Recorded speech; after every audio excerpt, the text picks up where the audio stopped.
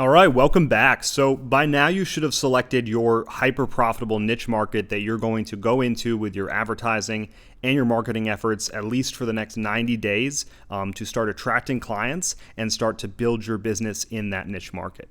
So you should have that niche market selected. You should have gone through the previous training, done the exercises, and figured out which market makes the most sense for your business. Now what we want to do is jump into the actual research of that market so that you can understand them and really get the information you need to create that hyper effective advertising.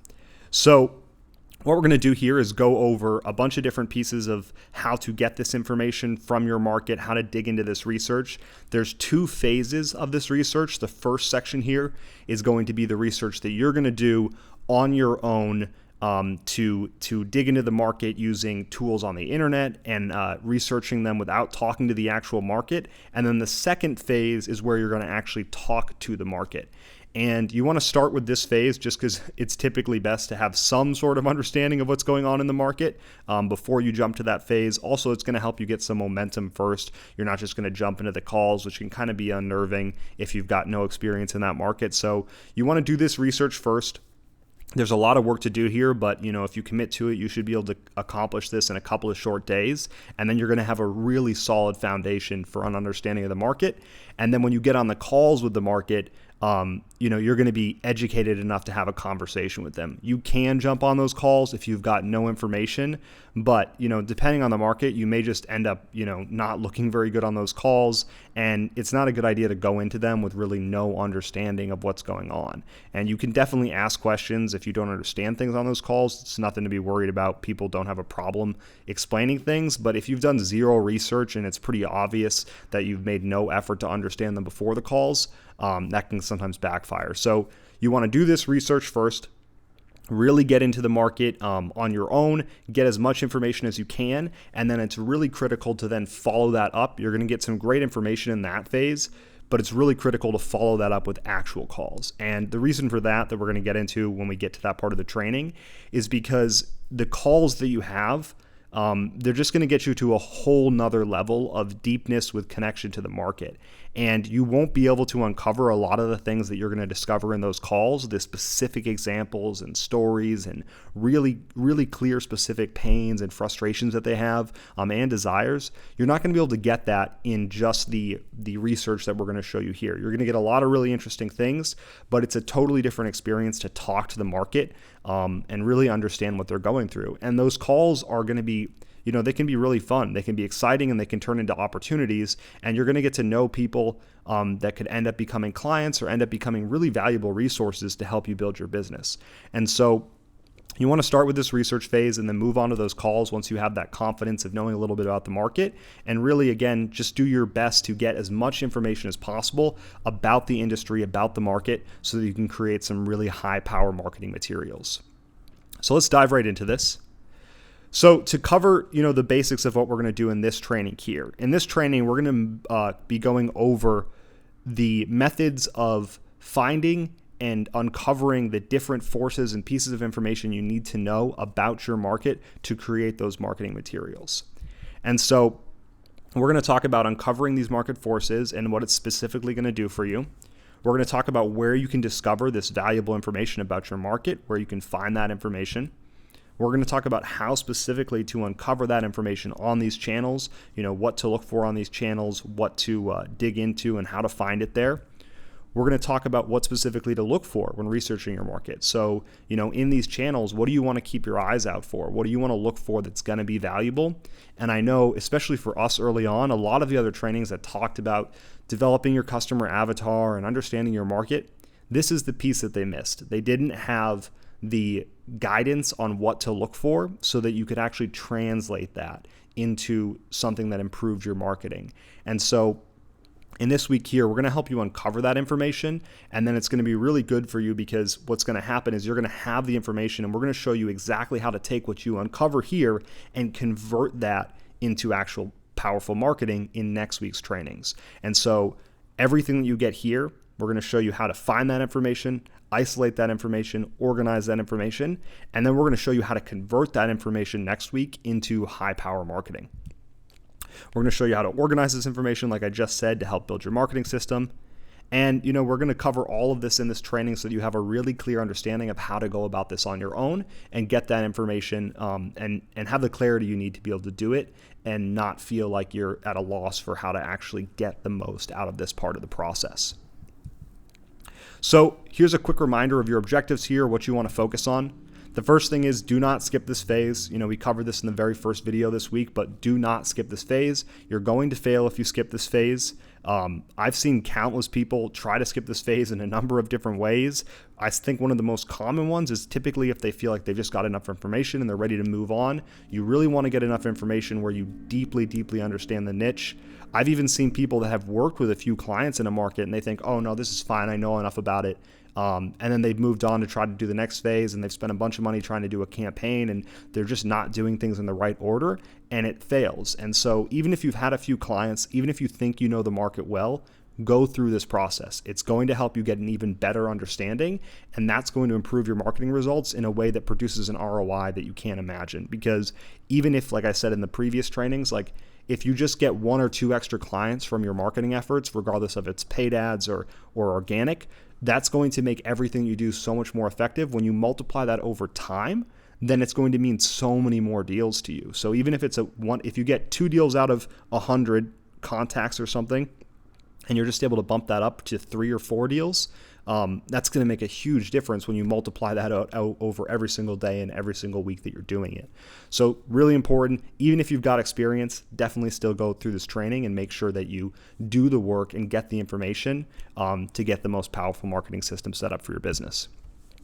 So your objective here is to uncover valuable information that you can use to sell. And so we're going to highlight what that information is and what you need to look out for. And the more you understand your market, the more effective you'll be. And so the more you truly understand the market, the more you understand their pains, their desires, their frustrations, what they're going through, and you can actually relate to them, the more effective that you're going to be. And so that's what we want to focus on this week.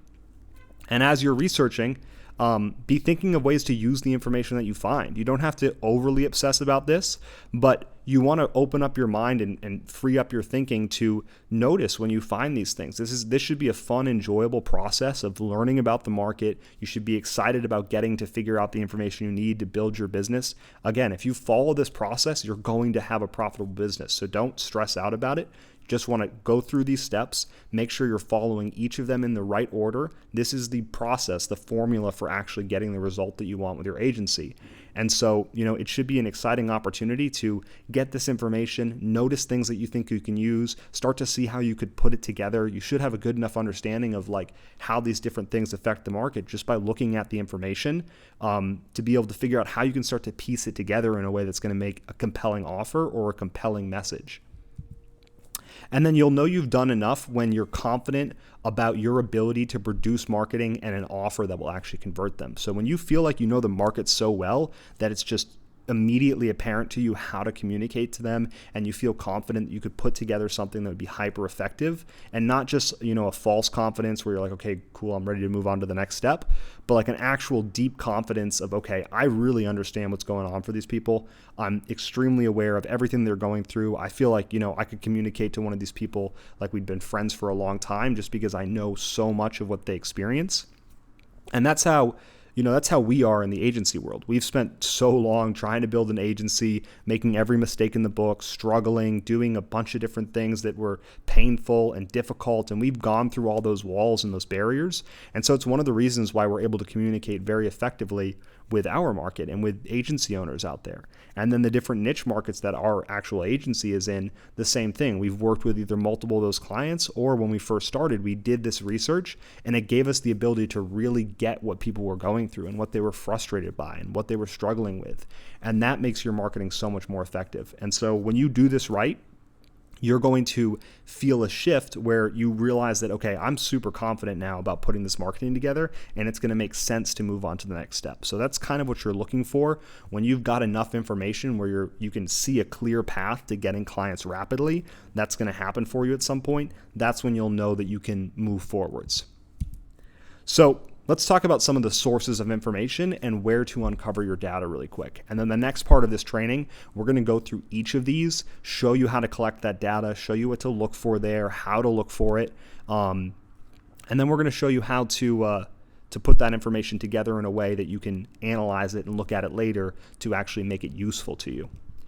So the first thing is books. You can go on Amazon, barnesandnoble.com. You can go on walmart.com. There's dozens of places to find books. There's book review sites, like I think the site's called Goodreads. There's tons of different sites. And depending on your niche and your market, Amazon's obviously going to have the most. So that's going to be what we'll show you here.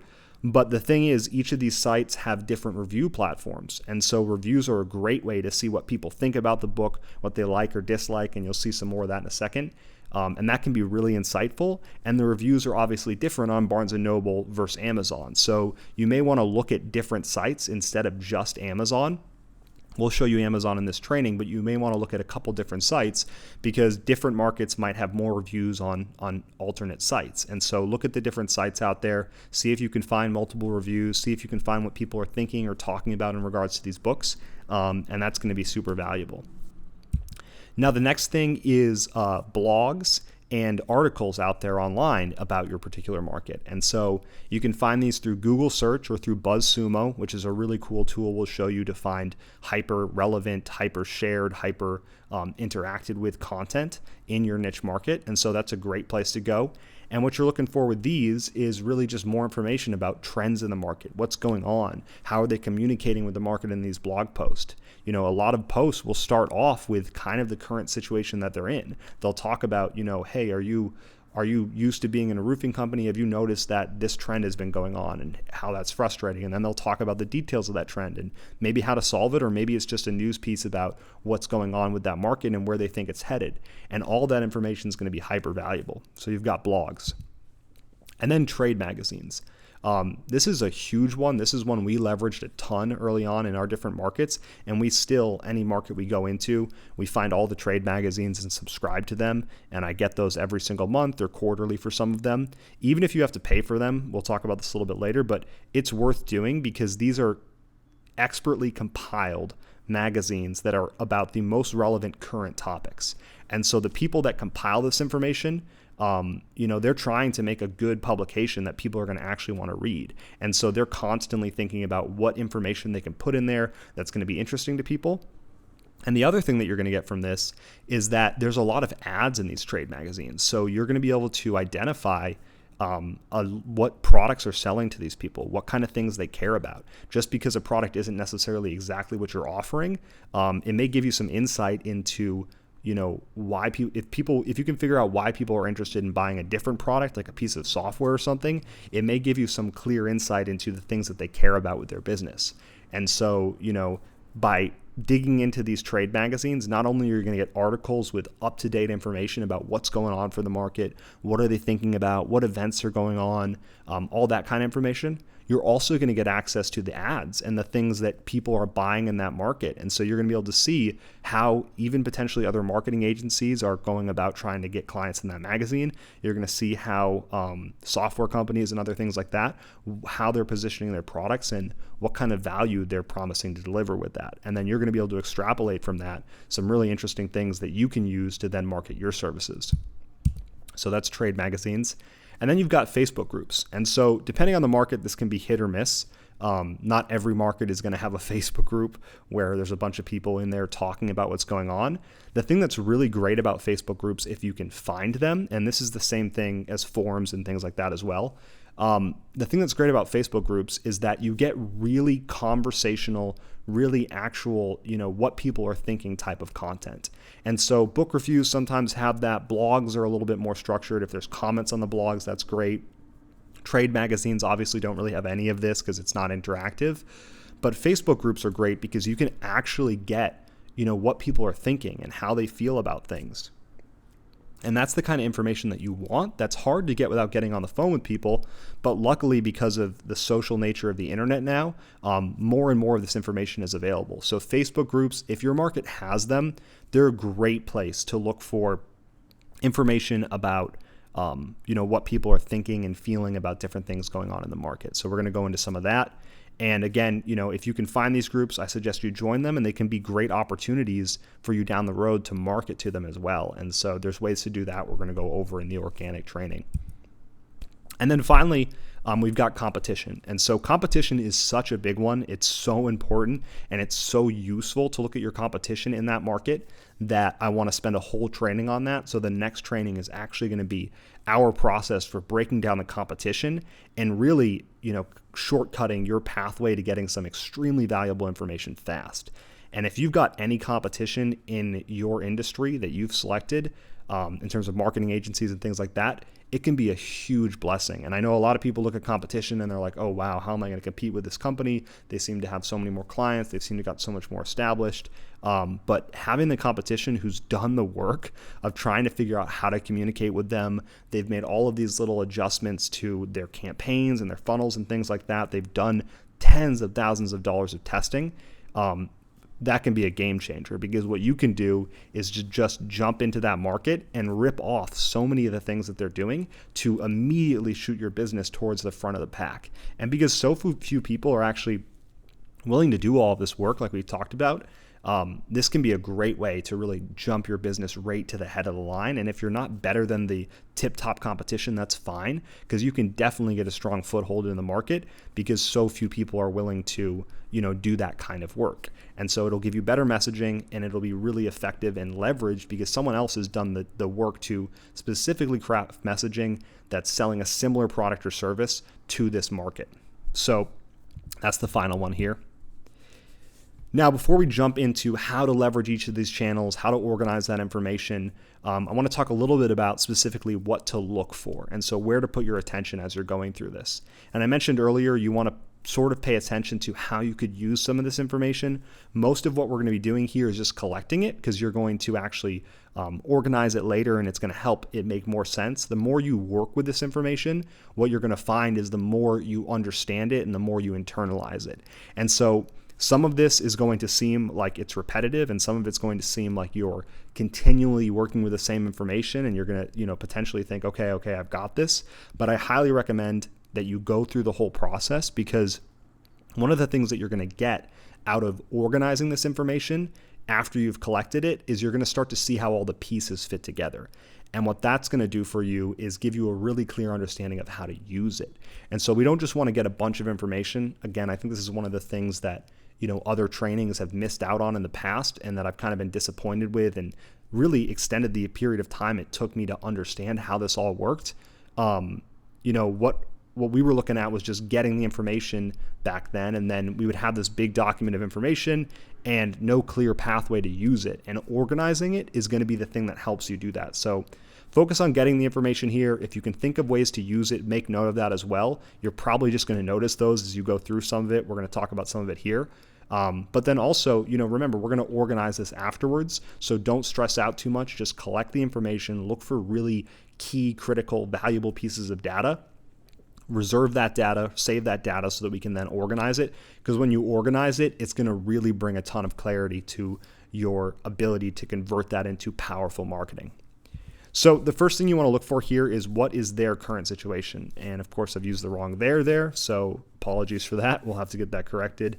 But yeah, so what's their current situation? So where are they right now? What's going on for them? If they're, obviously you don't want to have the current situation for someone who's crushing it if you're looking to help someone in this area. So it can be useful to know kind of what the outcome would be that they want to achieve, and what it is like, or what other people are talking about in terms of their results. If there's someone that's, presenting marketing services either in a book form or as a competitor, you want to look at what their current situation is for how someone's starting, someone that you'd be looking to help. So what are they struggling with? What are they frustrated by? A number of different things like that we're going to go through in a minute, but just basically where they're at. And then also, what is the situation of someone who's actually achieved the result? So what does it look like for someone who's actually accomplished what they're trying to accomplish? And so to use the dental market, for example, the current situation for someone might be that they're struggling to get patients. They've got a lot of student debt. They're frustrated about that. They're overwhelmed. They've started a practice, and there's all these different market forces that are going on too, like corporate dentistry and things like that.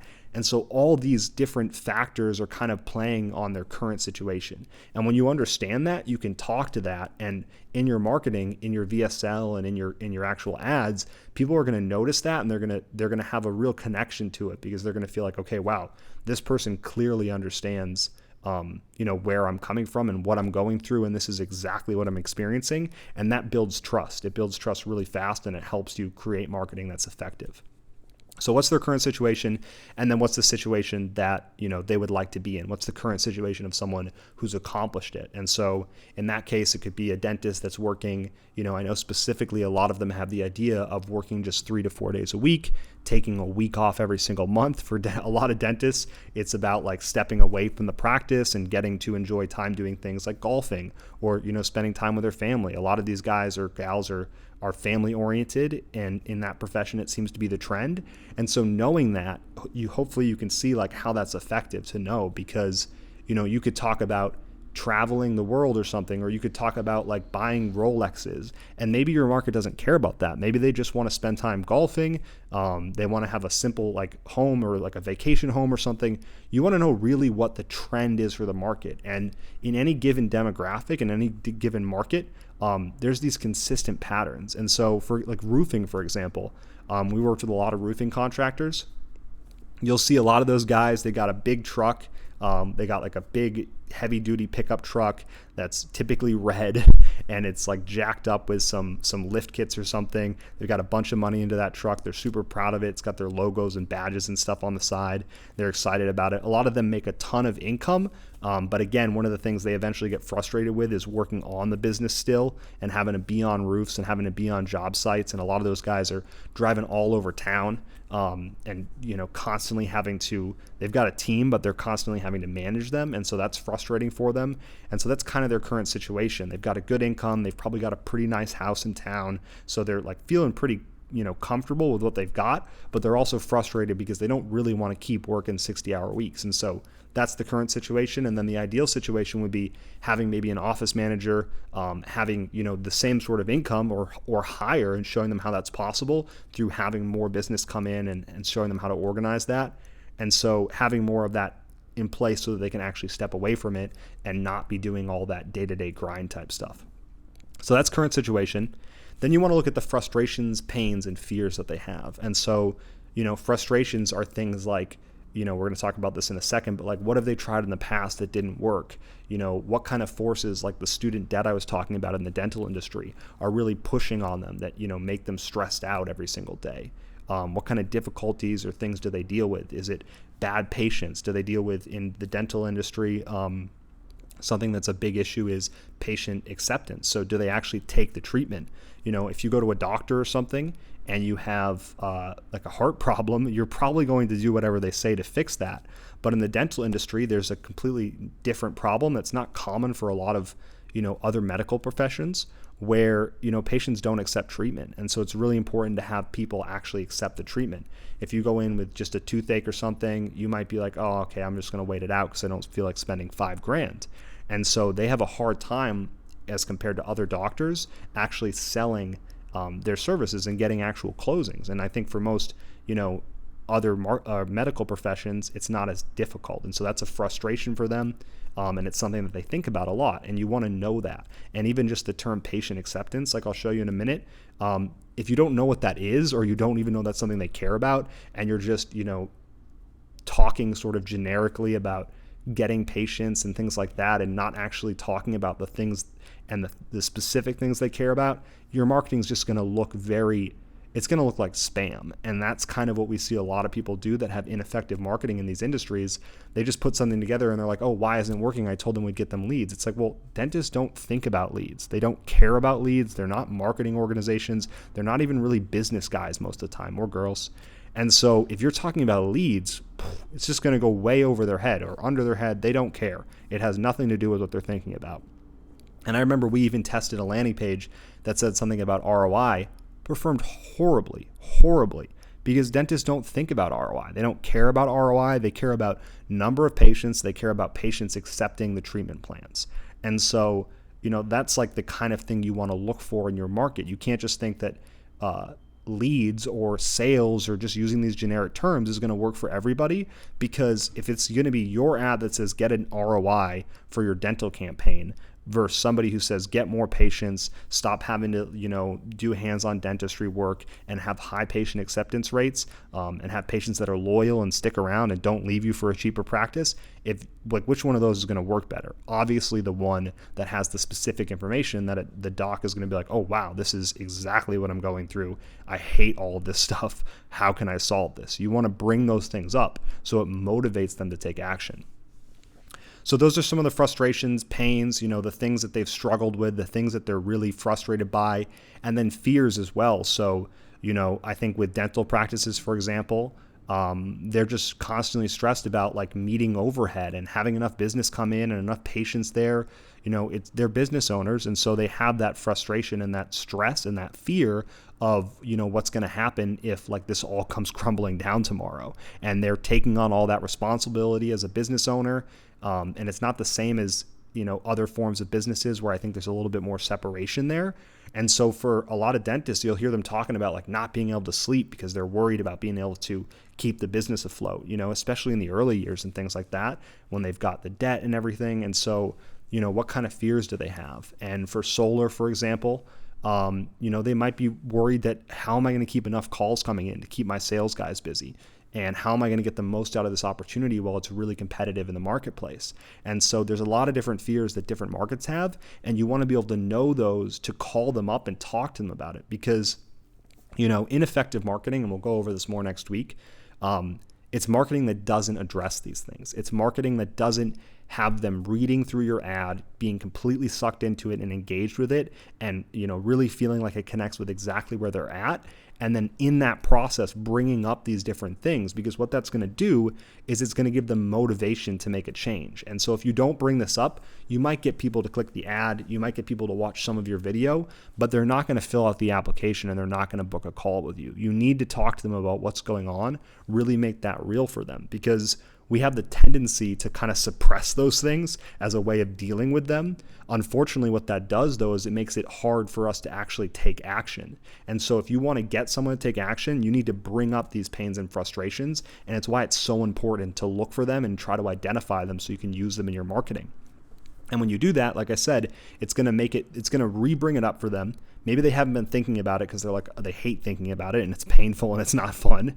And so they haven't been thinking about it. But when you talk about it in your marketing, they're going to be like, oh yeah, that does suck. I hate that. And they're going to be open to thinking or working with you to find a solution, or at least hearing what your solution is. And if that's a good solution, if it's, like we're going to show you in the next training, a powerful offer that actually captures their attention and delivers what they need in a believable way, then you're going to get someone who actually takes action and moves forwards with you. And that's how simple this whole process should be. So it's finding the motivators that are going to get them to realize they have a problem, and then creating an offer that is compelling enough to get them to take action to work with you to solve that problem.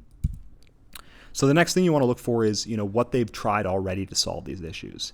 And so some examples here are just, different forms of marketing or other tools like that. Have they read a bunch of books? Have they, gone to conferences? Have they gotten coaching and consultants like that have gone in and worked with their businesses? And then what were the issues that they experienced with those? So if they've done AdWords before and they hated it, maybe it works for some people, but what you really want to know here is the issues that a lot of people have. And with any of these markets, with any of these different solutions, SEO, AdWords, websites, flyers, postcards, every single cold calling, most people are not going to, just because of the averages, are not going to have success with these systems. And so they won't have seen them through. It's really just a number of different issues, but as just a result of the averages, most people are not going to have success with them. And so what you want to know is information you can talk to help position your services, so that you can show how it's actually better than those other options. So for example here, and I'm trying to give you examples, so hopefully as you go through this, you'll have some references, not exactly, but you'll be able to put together how this works in your own market. But for example, with dentistry, They've probably tried AdWords in the past. They may have actually gotten bad leads from that because they're just getting everybody in the market. Anybody who sees that ad, it's a little bit tougher to qualify than a social media platform like Facebook. So if I was selling them Facebook, we would talk to them about how, they've tried AdWords in the past and they just got every single person under the sun. It's also pretty competitive. And so they probably paid a lot to get those people. And so we would talk about how Facebook is actually more cost effective. And so you want to know what these different factors are, what they've tried, and then what the issues were with it, so that you can say, here's all the things you tried, here's why all those things are terrible and they didn't work for you, and we totally understand that, and here's what we would have you do instead to get a result. And that makes a really solid logical argument for them to take action and move forward with you. And so look for what they've done and look for what they've tried already, and then look for what their pains and frustrations were with it. Look for, why it didn't work for them or what they hated about it, and even their experience. And then this is truly how you build a business that's competitive. Like, I want to make sure that's super clear, because that's the main purpose of this. Like, you need to figure out where the needs of the market are not being met. And so if everybody's telling you, yeah, I tried SEO, I tried AdWords, they were trash, it didn't work for me, and here's why, and here's what I felt like when I worked with those companies, even if it's just in terms of, the relationship, you can build a company now that fills that gap and actually becomes something hyper desirable because it's a pattern in the market that's not being actually treated or solved. And so if everybody tells you, I just felt like all the marketing agencies I worked with had really poor communication, there's markets that don't care about communication. There's markets that don't need you to be on the phone with them every single day. Honestly, I love working with those markets because it's easy and great to work with them. But if that's an issue for your market where like they want to talk to you very frequently and they've worked with other agencies and they felt like communication was poor, and for whatever reason, a lot of the markets where they're more independent operators and they're really trying to make that shift to a business owner, those people tend to have more invested personally in the business and they need to feel like they have control over it, and it's just kind of like a desire that they have. And so they may need more insight. They may need to see what's going on. And if no agencies in your space are really doing that, by providing that, you're going to create a business that's incredibly valuable and that people are going to refer, people are going to be excited about. So you want to keep track of those different things, the issues that they've had. And so then you want to look for what desires do they have. And so obviously this is a huge one. What are they actually trying to get? And then specifically, what's the phrasing for it? So like I said before, dentists are not looking for a high ROI campaign. And solar installers, they're potentially looking for leads, but more specifically, they might be looking for residential leads. And then even more specifically for that, they might be looking for a specific type of residential lead, or they might be looking for like a high kilowatt residential lead that's going to be worth more money to them. And so you can get to these different layers of depth in terms of how specific you are about what it is that the market's looking for. And typically, the more specific you are about what they're looking for, the more you use their language, the more effective your advertising and your marketing is going to be. So what do they want?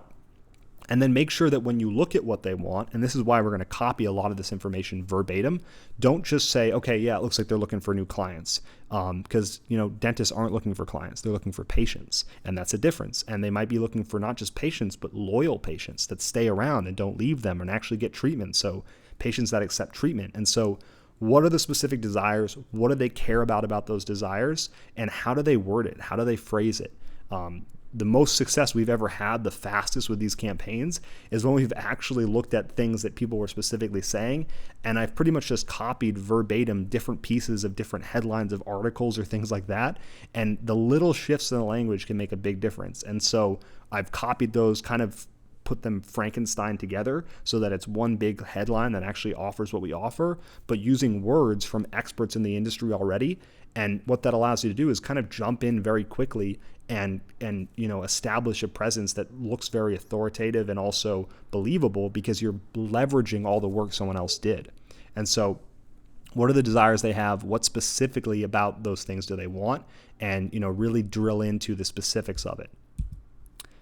And then you want to look at what the major emotions that they feel are. And so depending on the market, this may be, more difficult or less difficult to get. It really depends on how intellectual the market is. But even in intellectual markets, you're going to find that people have emotions, even if they don't, describe them openly as having those emotions. And so, for example, if the market is really frustrated with their situation or overwhelmed with their situation, if they're highly intellectual, they may not say it like that, but you're going to be able to perceive that from the way that they describe what's going on. And so, for dentists, for example, you can do some pretty good research and see people talking about what they're feeling and going through. They tend to be a little bit more open about that. But we've definitely worked in other markets in the past, like roofing companies, for example, is a good one, where they're just not as open about it. You can kind of picture a typical like roofing company owner, just the average like avatar, and they're not going to be as open about just sharing their feelings. And so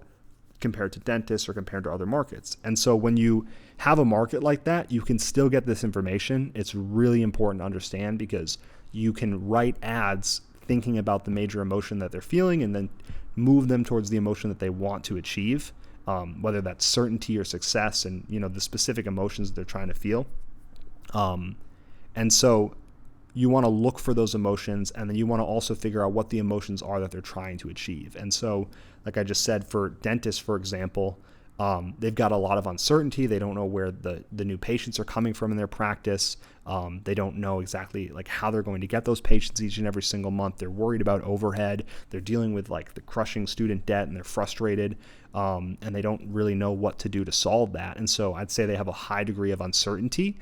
And so knowing that, you can kind of talk about it. You can talk about, like you can sell the opposite of it by saying, giving you predictable, certain results every single month. That would be incredibly interesting to that market. And you can sort of figure out those different emotions and then flip them around to make an incredibly powerful selling proposition. And then, so what market-specific things do they care about? And so this is kind of what I mentioned before with that patient acceptance example with dentists. What do they care about specifically, and how do they word that? With all of this, you want to dig into how do they word it? How do they actually describe the specific thing? What are the keywords? You don't want to talk about leads when they want prospects. You don't want to talk about prospects when they want patients or when they want clients. And so get those keywords there. And what things do they care about? So are there market factors? Are there things like that going on that they're worried about? In the dental market, for example, they're frustrated and worried about, these offshore dental clinics that'll do implants for $5,000 or $2,000 and give you a free trip there. Because, it's like 50 grand or 25 grand in the States to get that same work done. So that's something they care about. It's something they're frustrated by. And the patient acceptance is another thing.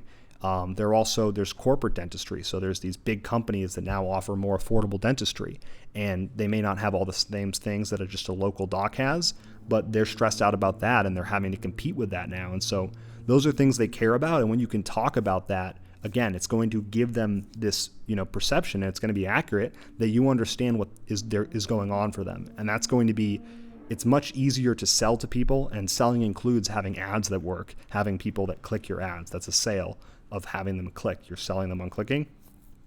When you have this information, it's going to be way more effective to sell if they feel like this person understands me. So what specific things do they care about? What are the key terms there? And when you encounter key terms, the first time I saw patient acceptance, I had no idea what it was. I had to spend like 15, 20 minutes reading a couple different articles to really get a good understanding of exactly what it meant. And so if you notice terms that don't make sense to you, write them down and research them, because you're never going to get a good understanding if you don't do that. And if you do it, it's going to very quickly bring you up to speed. And then finally, what current forces are at play in the market? So I think I said this a minute ago too, but what forces, like I mentioned, with the corporate dentistry, with the offshore dentistry, what forces are at play in the market? What's going on right now? Maybe even just universally that's going on right now that's kind of affecting them, that may be, reducing, maybe not specifically reducing how many patients or how many clients or how many leads or, how effective their marketing is, but what could be going on right now that they perceive as having that effect? Because most of the time, there's always these forces that are playing at the market, and a lot of people use them as a scapegoat. It doesn't necessarily mean the market's declining or anything, because right now there's brand new dentists coming out of dental school every day, buying practices and turning them into $1 million a year businesses. And there's people that are struggling and blaming it on all these market forces, but there's still every single year people coming out and starting these businesses and making them work. And so it doesn't mean that the market's bad or anything, but what forces are at play in the market that people may be blaming for their current position, because you can play off of that and you can use it to help establish that relationship like I was talking about earlier. So that's kind of what you want to look for here. We're going to go through now each of the different platforms that we talked about a minute ago and how to find this information on those platforms and how to organize that information. But, maybe come back to this slide as you're doing that when you go through your process, and make sure you're looking for these pieces of information and trying to actually extract this from the different research that you're doing. So we're going to jump right now into my browser window, and we're going to take a look at how to specifically do this sort of research for each of the different platforms that we talked about.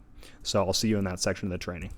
All right, welcome back. So what we're going to do here is go over the first one of these platforms to do this research on, and that's going to be Amazon or any sort of book sites that you can find that may have books on how to grow a business or market a business in your particular industry that you've selected.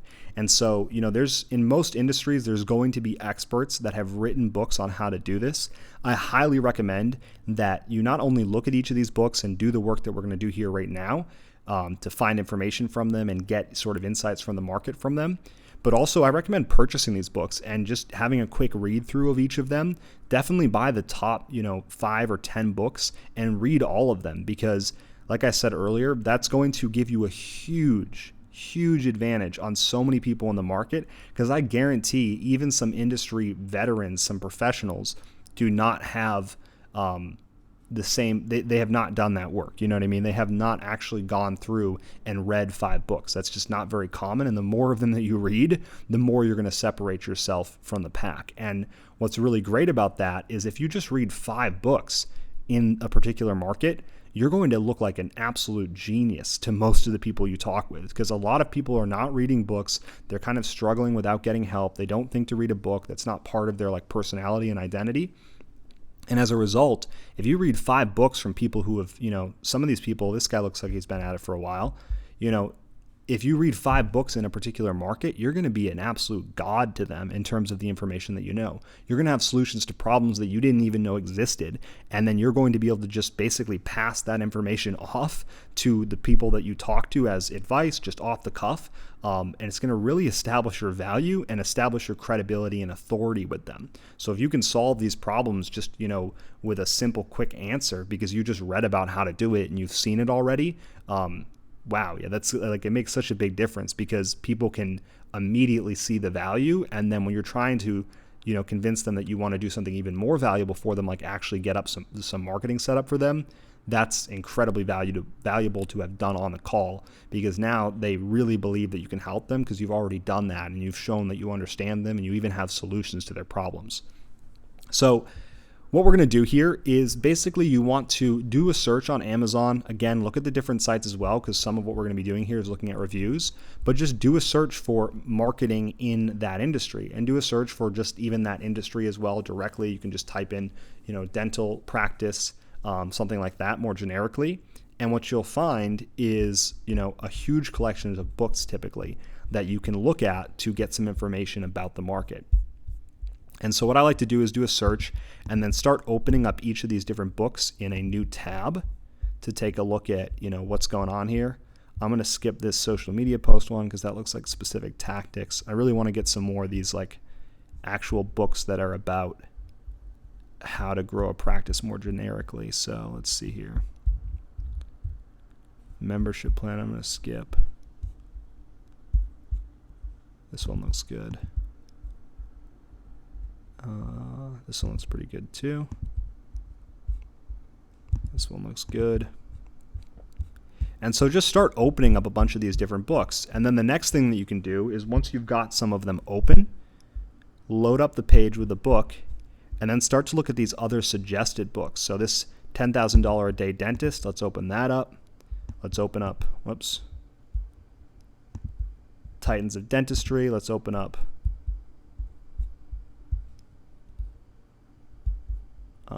Bulletproof Practice.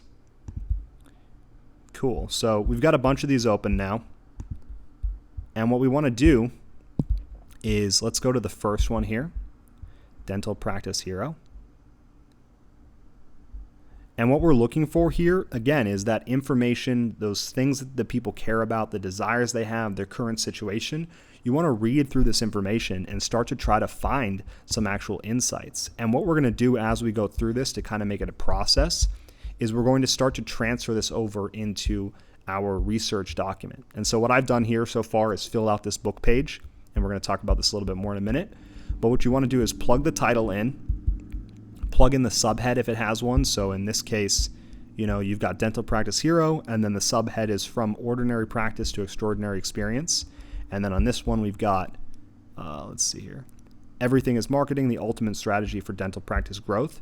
You want to plug that into the title and subhead section here, and then you want to plug in the angle. So what's the particular angle here? And so for this Everything is Marketing one, it looks like what he's talking about here is that, and I think this is common for dental practice, is basically that everything that marketing needs to be an important part of the practice. And if a lot of, dentists come out of dental school where they really teach the technical skills of dentistry, but not how to actually get clients. And so they don't come into it with a good understanding that marketing is obviously critical to business success.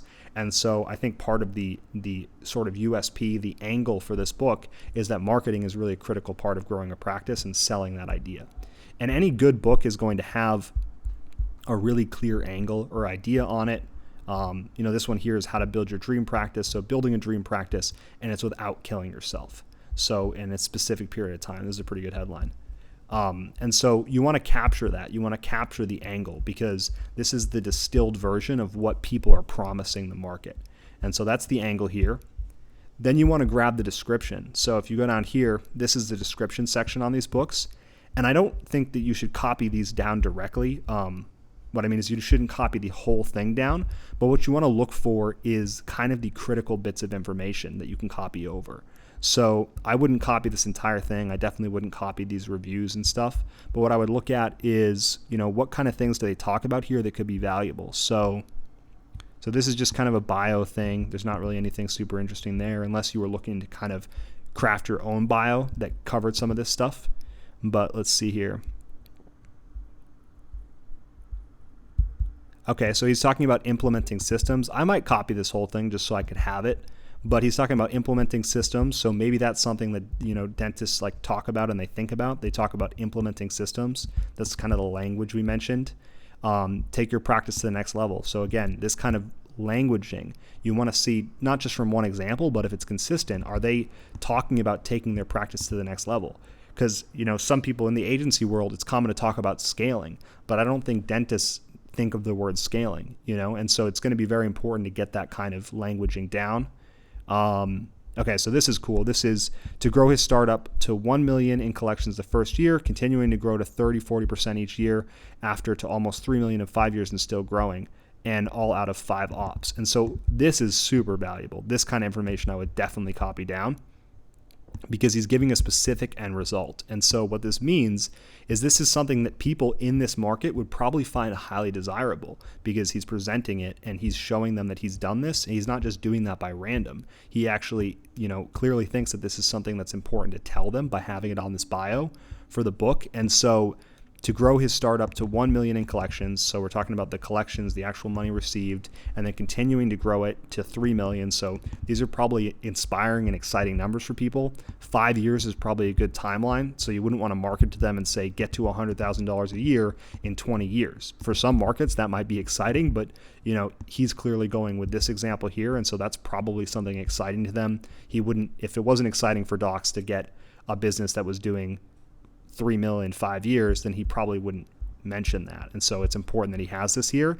And then it's also an all out of 5 ops. And so this is kind of a specific way that he achieved it that is also probably exciting to people. And then now we jump down to this, which is de-stress the day-to-day of running his practice so that he could do 3 days per week of clinical. And so again, this is what I'm talking about. This market really cares about getting out of the office. They did not become a dentist so they could work 7 days a week and constantly worry about the practice. They want to get out of that experience. And a lot of them, they're frustrated and overwhelmed. And so your market is going to have information like this. They're going to have different pieces of information about what they're going through. And this is an incredibly valuable place to get some of this, because what they're doing is they're kind of synthesizing this information for you because they're using it to sell this book. They're trying to present it in a way that's attractive and interesting to this market. And so they've kind of pulled out the things that they think are going to work. And even if you don't have a good understanding of the market, it's very easy to look at this and determine, what they think is important to tell people. And so to become the leader that influences practice culture so positively that practice growth becomes organic. And so, yeah, again, this is something that people might be interested in this market. And so they might talk about practice culture. And what you want to do is collect this information. And then, like I said, look at multiple different sources. So don't just take one. This looks like it's a pretty good selling book on Amazon. And we're going to take a look at the reviews in a second to see if people potentially disagree with this guy. But what you want to look at is the trends. And so by doing multiple of these, that's going to be really where you get a good insight into what's going on in the market. And this is just in one of these channels so far. So plug in the description, plug in things that you found were interesting in there. Really just, you don't have to copy everything, but copy the big things that you thought were interesting that you think you can actually use, and just start to take notes on this. This is really just collecting. Then the next thing that we want to do is we want to start to look at these reviews. And so the reviews, like I said earlier, are a great source to find real things that are going on. And then also how people actually perceive the content that someone's provided and the solutions, and it's going to give you some insight into how to present your solutions in a way that people find appealing and actually is going to work well with your market. And so what we've got here, so as a 28-year-old practice owner, it is rare that I find a practice management book that I find truly useful. Okay, so that's interesting. And this is one of those rare finds, written in a very conversational style. And this is something that I see in a lot of different places, and you'll notice it if you were in the dentist niche and looked at a lot of these. Dentists don't really like really stiff sounding people. They don't really like salesmen at all. And so you'll notice more so in this market than other markets that there's a lot of bashing of things that come off too salesy.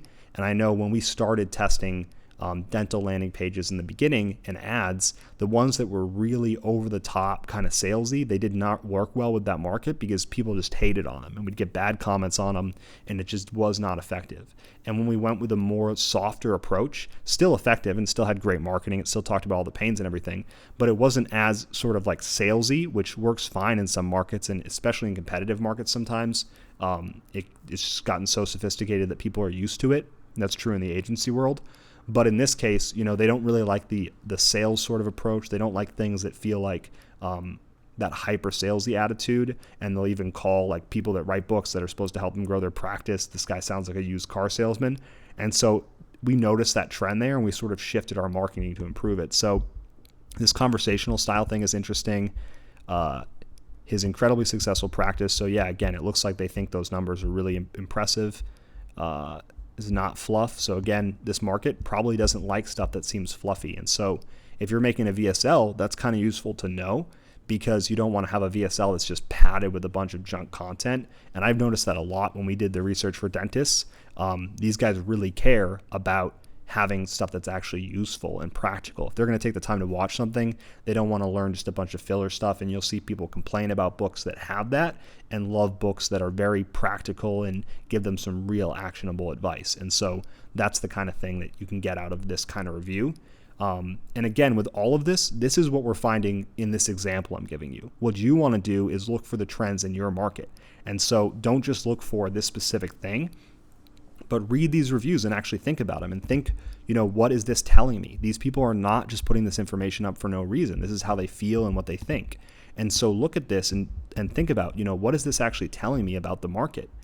And so, all right, so we purchased both of these. Easy when seen visually. That's another thing. I think dentists are pretty visual. They work with teeth. They're working with something that's a very visually aesthetic thing. And so they tend to be kind of visual people. And so that's pretty interesting to know, and how you communicate things and how you show them that you can get them results with actual images and graphics and things. All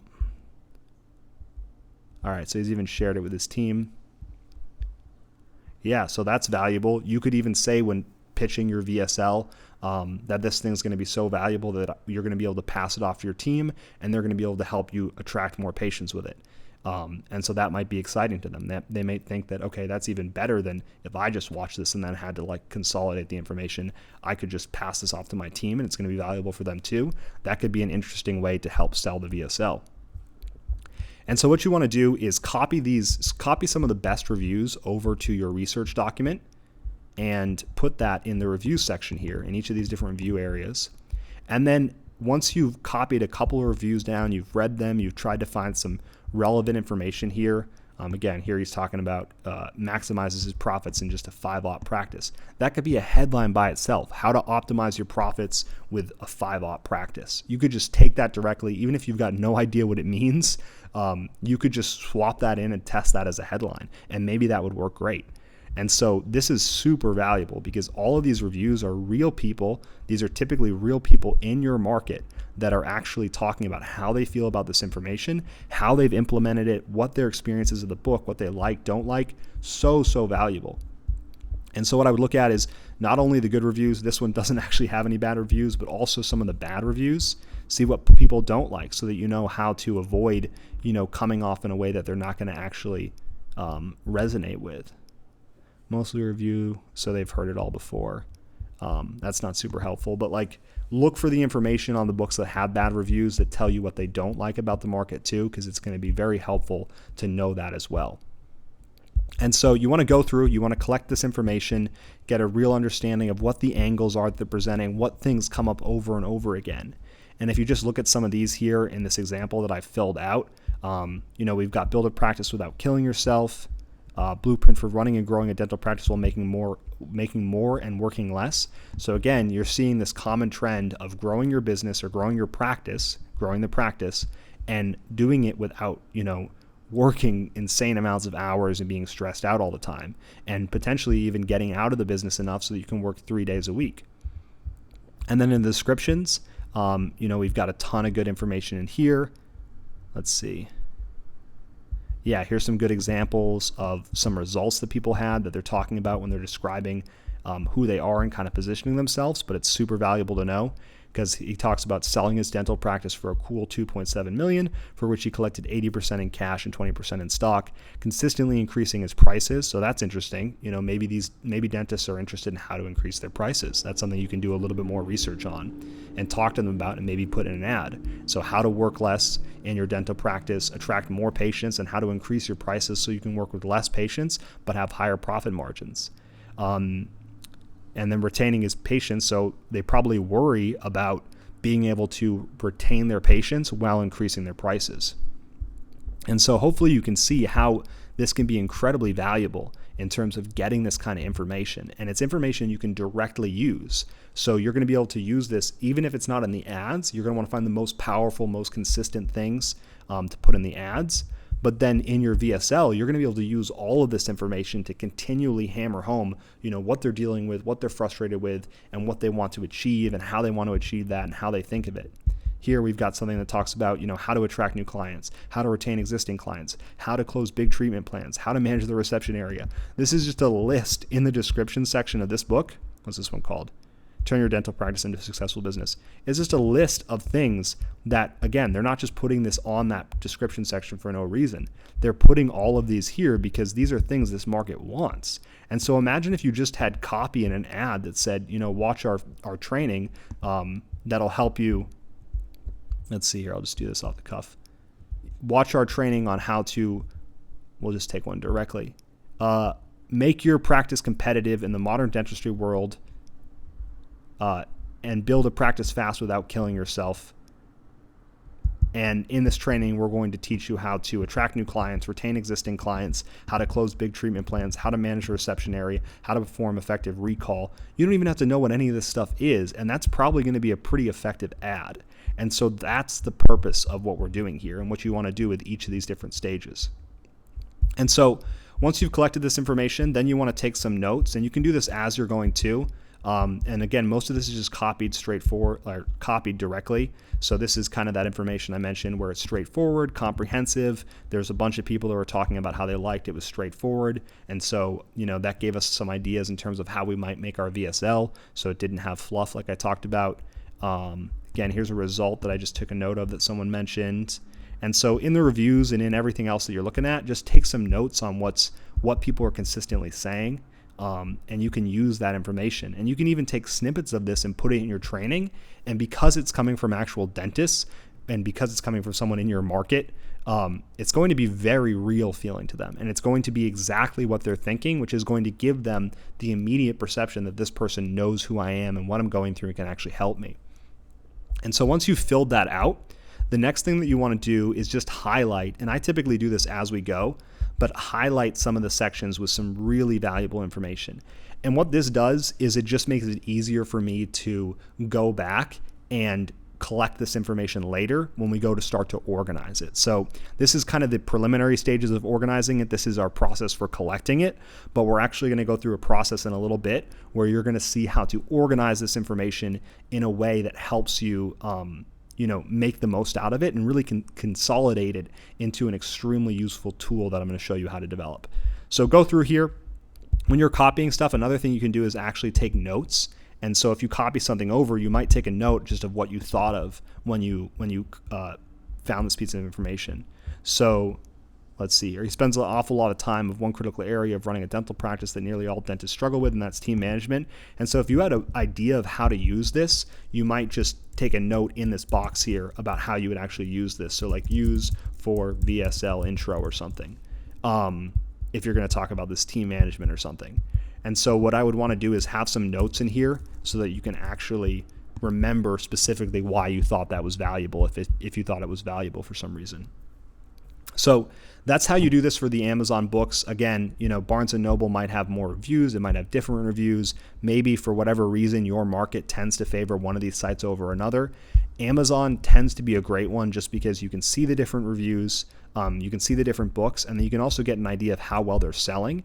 And so if one of them's selling really well, there's probably something that has to do with that headline that's really working well, or with that author that people really like. And so figure that out. These can be great targeting channels too. Some of these people might be targetable on Facebook later when you go to build your campaign. And take a look at how much it's selling, where it ranks and everything for this bestseller rank. See which ones are the top selling, and see if you can notice any of those trends. And then notice some of the things that people don't like right here. Lack of any useful information, few tidbits out there. You just go to dentaltown.com. This is useful because then you can go and look at this if you've never heard of it before. But do all of this for your market. Don't just copy this market and try to copy everything that I've talked about here. One, you're going to be competing with us, which probably isn't a good idea. And then two, you want to find a market that's your own market that you filled out, that you should have selected already. And so the purpose of this training in this section is to give you ideas, but not to have you look for these specific things or copy it. Look for your market, find the different patterns and trends for them. I'm just using the dental market as an example here because we've got experience with them, and I can kind of show you some of this stuff more easily because I know what to look for. But when you go into this in your market, load up these different books, go through, copy them over. Definitely copy them over. Don't just try to read this stuff and skim through. What you're going to find when you copy stuff over, just the process of copying it over and consolidating it and filling out the angle. We typically type this in manually, so I'll fill out the rest and I'll leave this blank, and then I'll go through and look at the data and kind of figure out what the angle is, what the specific offer of the book is.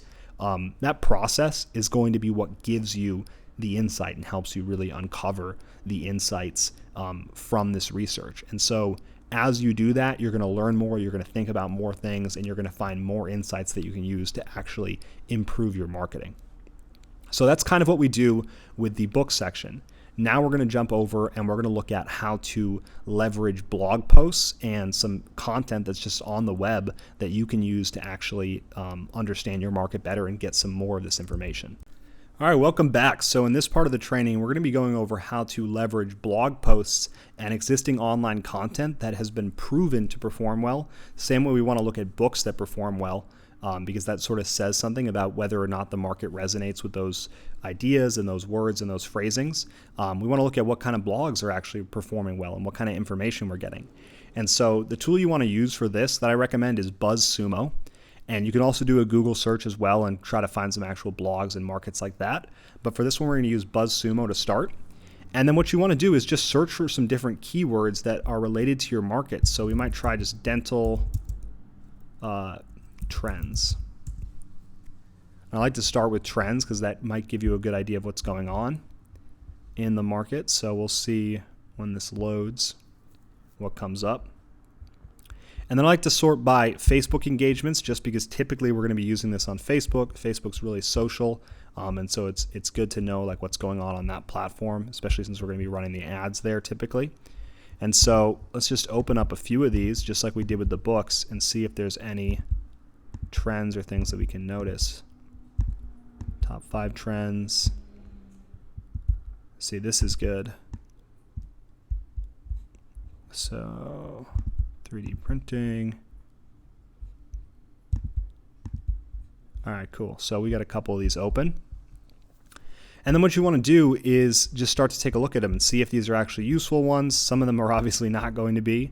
And this one looks like it's just about... Okay, this looks like it's about a tennis player or something, so we're going to skip this one. This one looks like it's probably better. Okay, so this is about that tourism thing. And so if you found an article like this, what you could get from this is that, you know, dental tourism is like a booming thing that's like sort of growing right now. And you're going to be able to figure out the benefits and things of it as well. So let's see. Teeth have always been a big thing in Vietnam because it's saying So this is kind of why this might be a good place to get this done.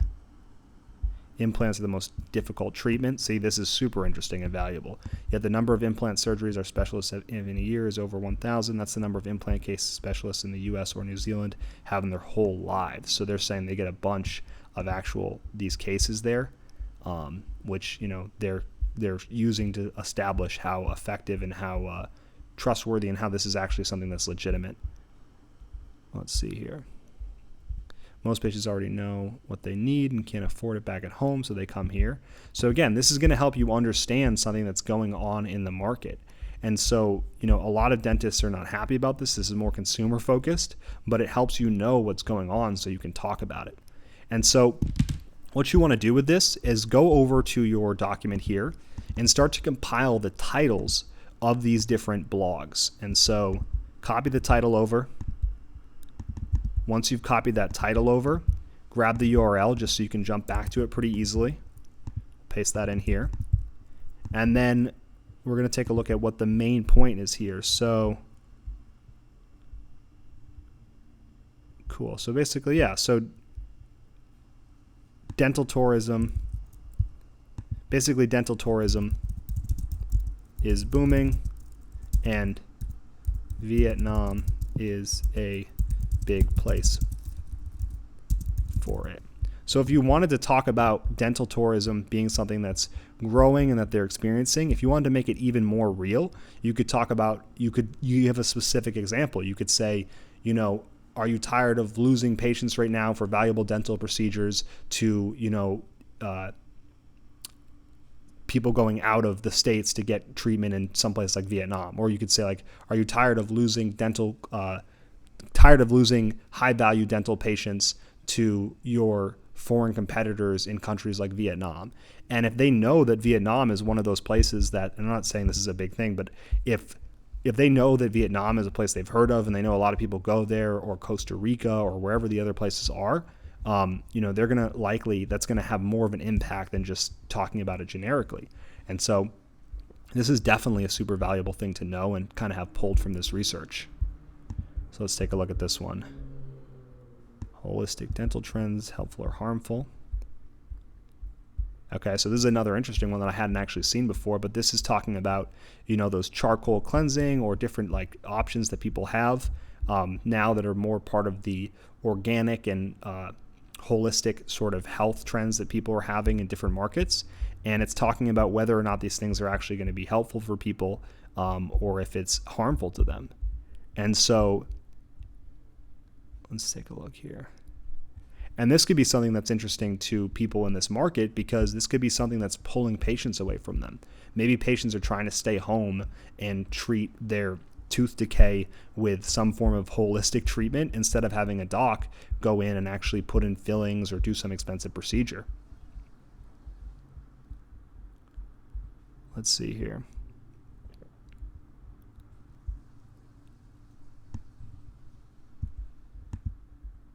Yeah, and so basically the overall thing that I would get from this one is that people are choosing some of these new holistic treatments, and there's a potential that docs are probably having a more difficult time communicating to people that are going this route, they're having a difficult time convincing them to go with their services because people are more interested more and more of actually treating this stuff holistically and on their own with what they consider to be cheaper options and more natural options.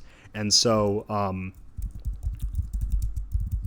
dentistry is on the rise and people are preferring it to dental work.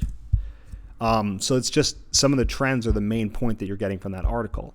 And then the thing that you want to do after you've sort of gone through these is pull out some of the major sentences, pull out some of the major things in terms of the notes that you've seen here. So let's see what we've got here.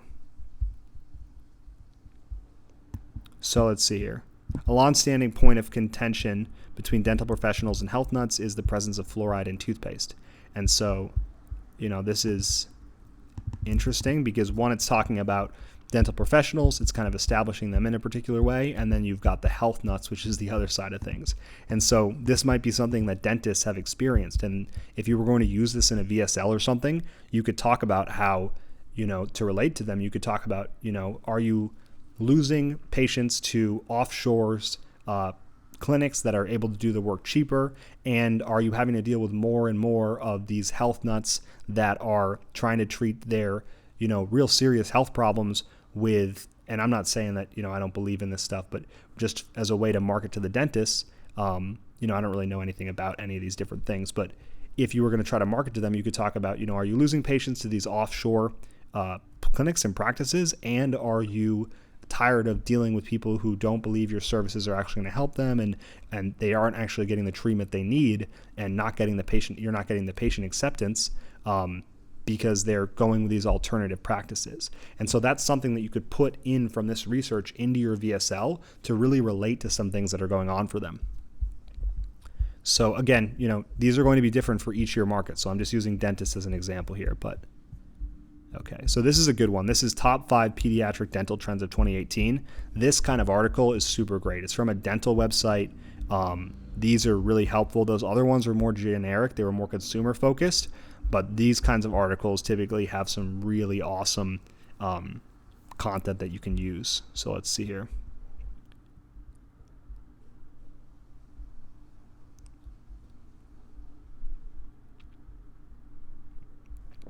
Okay, so this might be something that's stressful for them. They've got a whole range of different people that they see.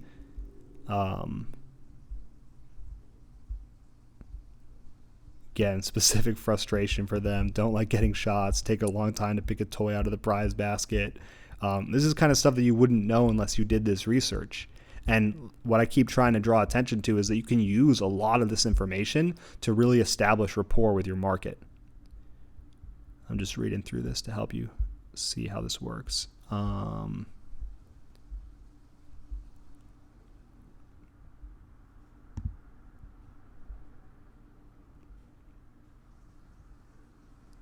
Cool. So the amount of education our pediatric patients receive on dentistry in tandem with the prescriptions of their family and friends creates an unpredictable appointment of potential frustration, screams from the operatory and lasting trauma that affects future appointments. Just going through here. Let's see what the next one says.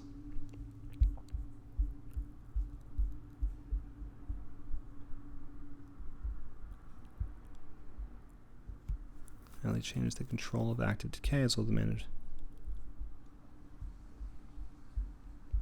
All right, so this is like a specific thing. Again, I might skip over this because this isn't necessarily going to help us with the marketing. This is about some specific thing new technology they have that's helping them. Let's see here. Okay, so it looks like a lot of these are going to be technologies. Let's see if there is anything in here, though.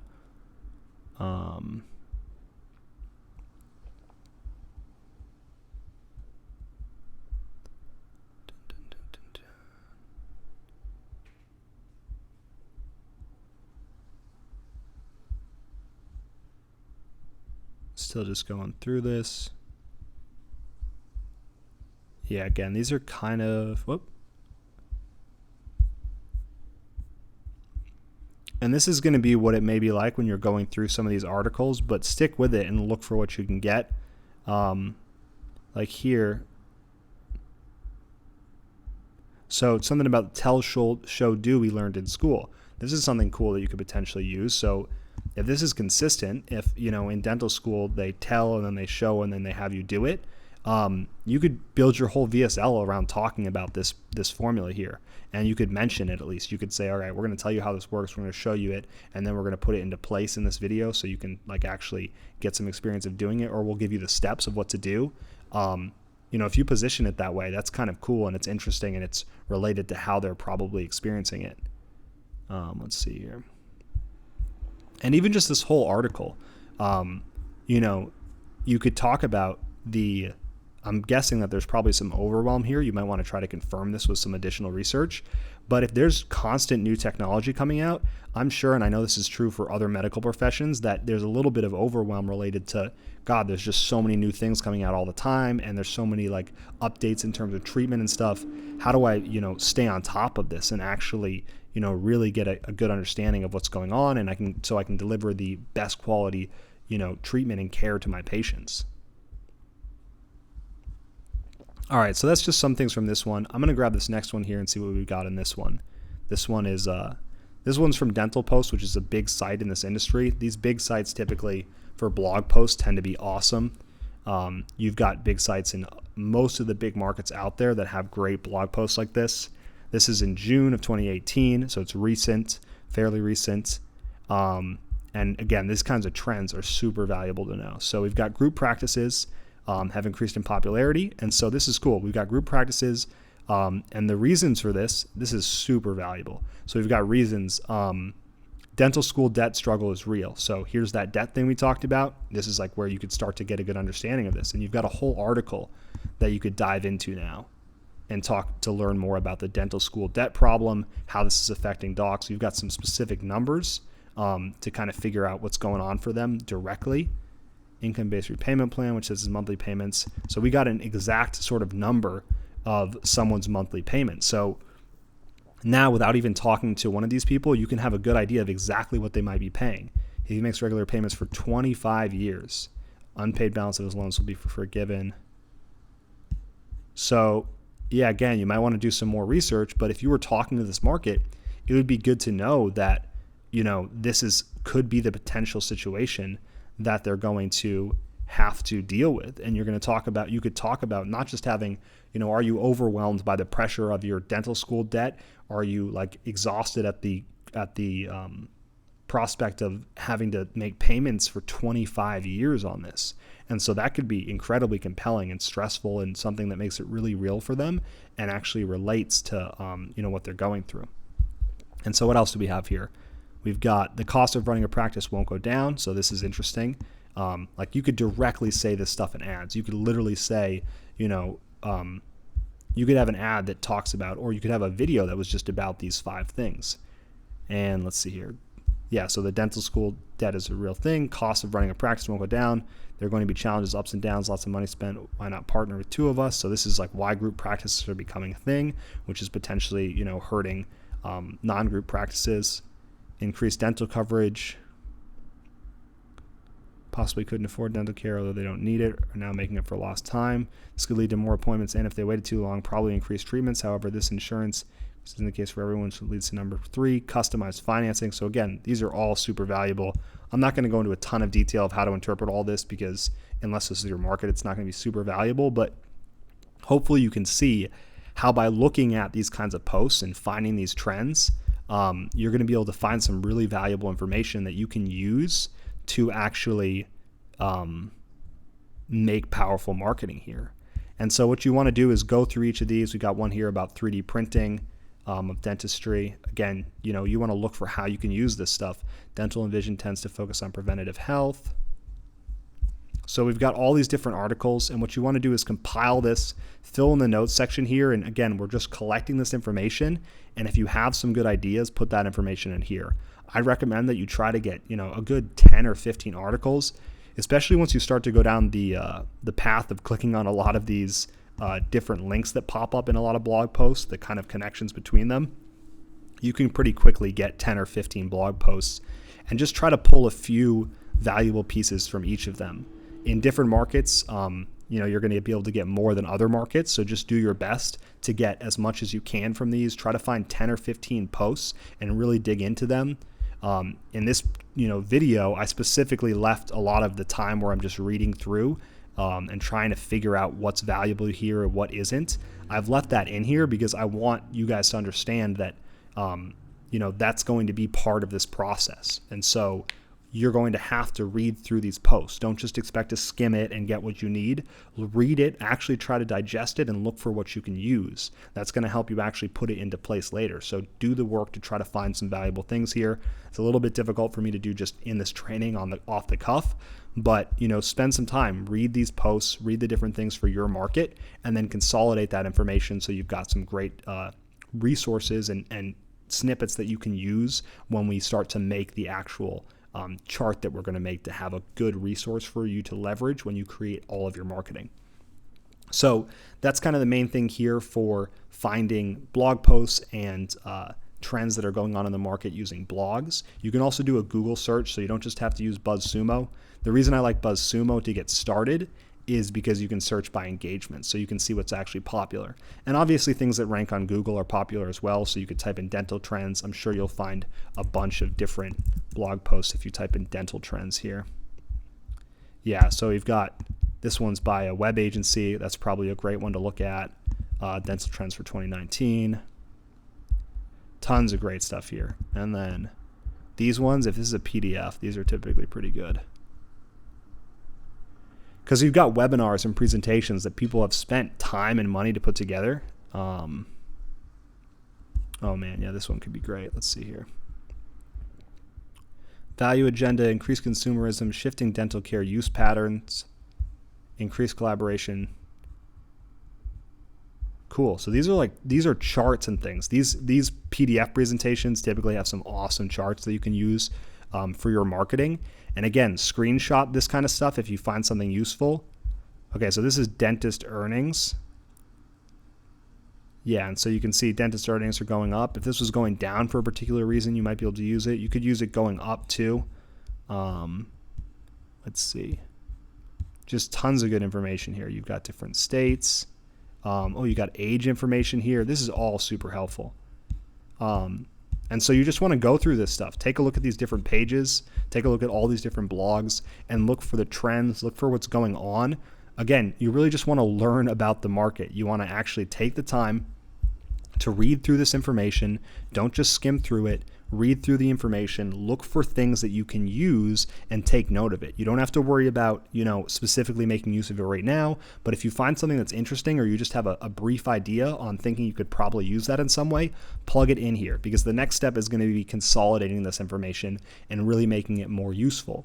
So the first thing you want to do is just compile it. Don't worry too much, like I said earlier, about specifically how you're going to use it. I mentioned some examples of how you could, just to give you ideas, but don't stress too much about that. Just try to get the information so you can have it in these documents. And I think it's going to be really clear when we go to the next phase how you're going to be able to start to leverage this stuff.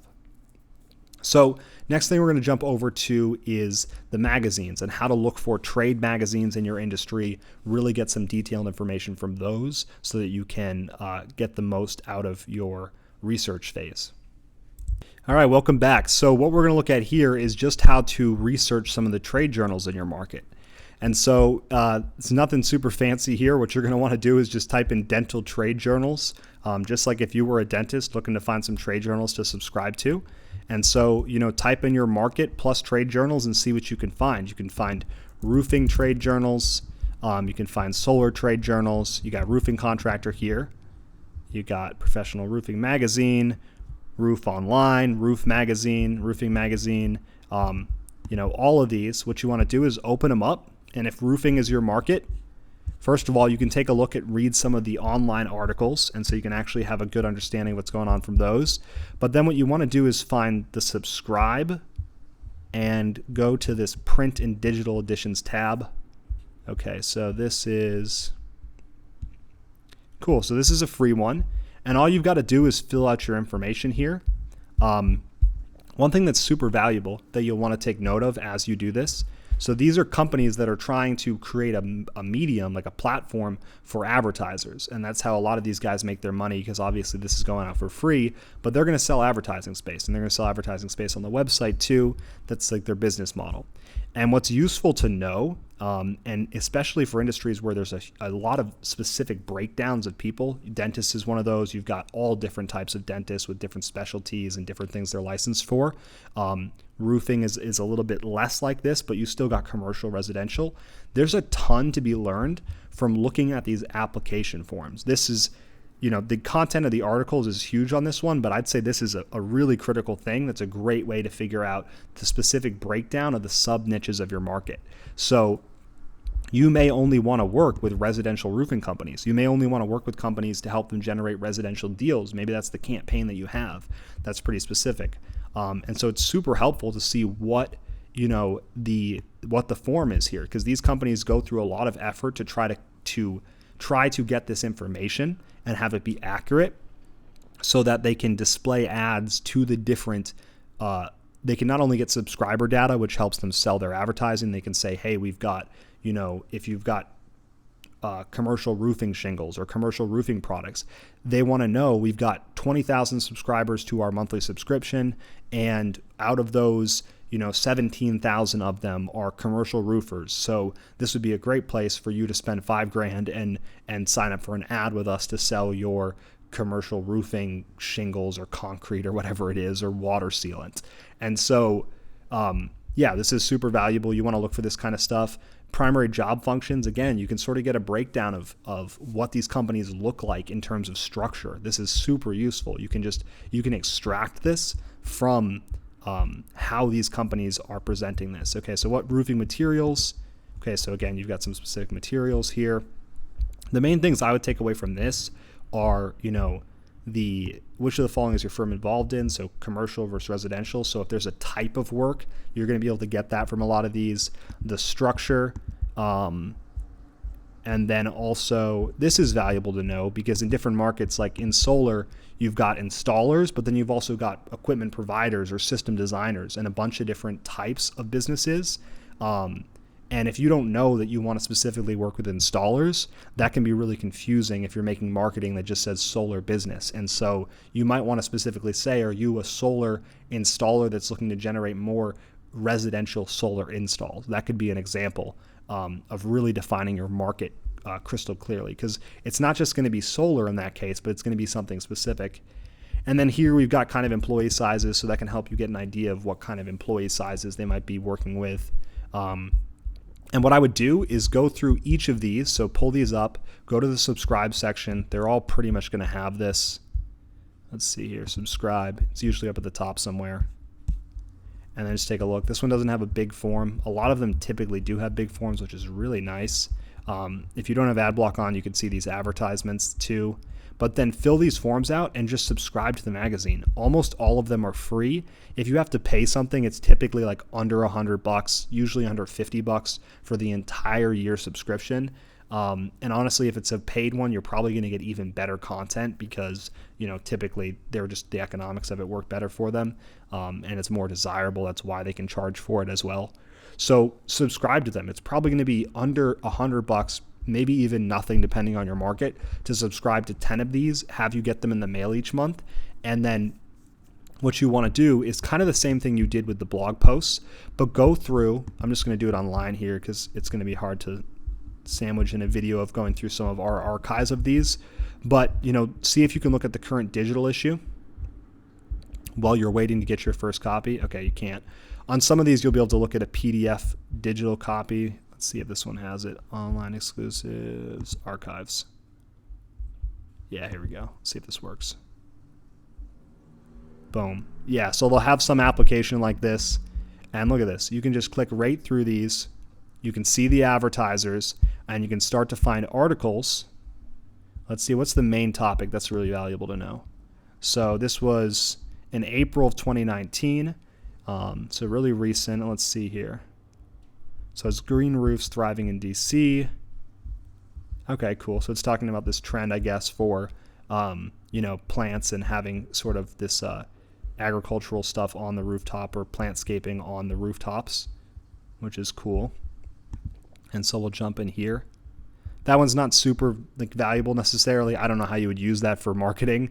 But what you can get from that is, or what you can typically get is, if there's a big trend in the market, you'll be able to, these magazines are going to have that presented. And so what's nice about that is if you make ads that talk about that trend, you're going to get the attention of the market because it's what they're thinking about. So let's take a look here. All right, so here's an ad. And so this is what I was talking about earlier. You can get a lot of information from ads because obviously they're marketing, and you can kind of reverse engineer. This is for some tools, it looks like, but even with the tools, let's see here, warning, side effects. This is great. Side effects of Stinger tools and fasteners include increased productivity, increased profits, time savings, and no warranties voided. So boom, right there, you've got some super valuable information about how to present your marketing if you were going after the roofing niche. You could say, in this video, we're going to show you how to get, and this could just be in your script or something, or in an ad. If you want to learn about how to increase your productivity, increase your profits, have more time savings, and not void warranties, we're going to show you how to do that. I don't know about the void warranties part, but that's super valuable. You can take that and directly roll it over. Let's see here. In this one, we got some specific examples of volumes of work that is kind of interesting. And we're starting to also understand what kinds of products and things they might buy. So if you get on the call with someone, you're going to know about sealants and you're going to know about some of these things. So you won't be at a complete loss. And not only do you kind of want to know that stuff, by the way, so that you just don't come into the call completely unprepared, but you want to know and have that sort of reflect poorly on you. You want to know that stuff so that you can focus your time on the call. This stuff is stuff you could get without talking to someone. You know what I mean? It's like when people ask you a question they could have just Googled. You don't want to really get on the phone with someone who's got potentially busy and trying to leverage their time well and be asking them the simplest questions that you could have just Googled. It's fine if you ask them one or two of those, but really you should do a lot of this research on the front end so that when you get on a call, you can talk the language, you know what's going on. You've got a good enough understanding where you can spend your time really getting the deep, valuable information. So let's see here. Okay, so we've got some more ads. Again, you can definitely go through these ads. And then you've got some articles. So let's see. Let's take a look at this one.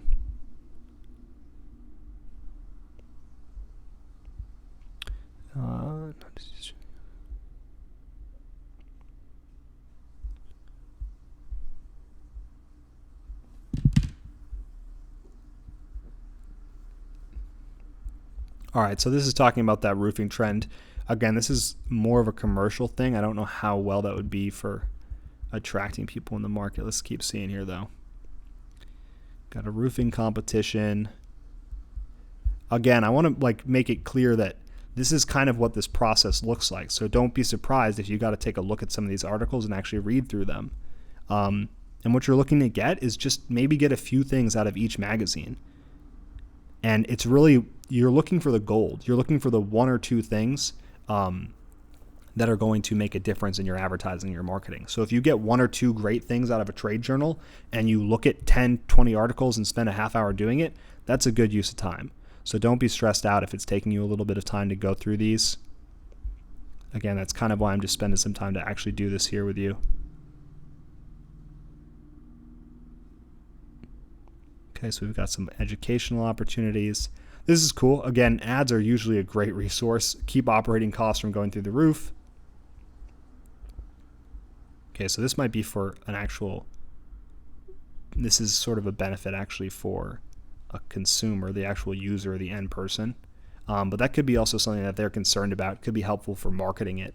So maybe if you're doing commercial stuff, something that a facilities manager cares about is having the operating costs stay low for energy and things. Okay, still just looking through these.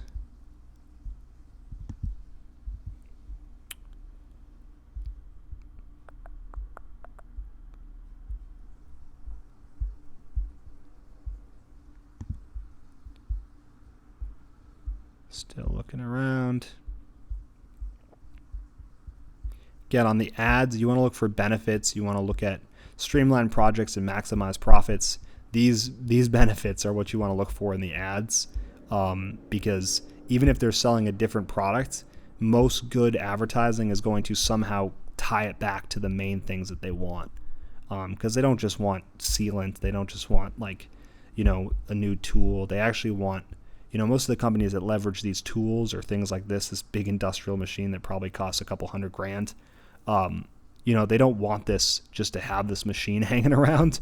They want it because it's going to make them, maybe they can have only one employee instead of having 10 operating the previous machine. That's going to save them a ton of money. And so makes profiling easy. Yeah, so this doesn't tie directly to that. If we were going to help them with a print ad, I'd probably tell them to talk about the stuff that, a company who's using one of those really cares about, because it's not just having the machine. Keeps your clients building. Cool. Saves your clients money. So, again, this commercial roofing thing, it's pretty clear that the way they market the commercial roofing is helping. So these guys are marketing this product to the roofers to be able to market it to their customers. And because they're talking about saving their clients money, that kind of tells me that the roofers who are selling commercial products like this probably sell it. One of the angles that they use is, that it will save the company money, or it'll save the business or the building operator or whatever it is money. So if they go with this roofing, it's going to cost them money, but there's potentially some balance to be done there in terms of the savings, because if they're saving money on the cost, they might actually be able to break even or have it be less expensive in their mind.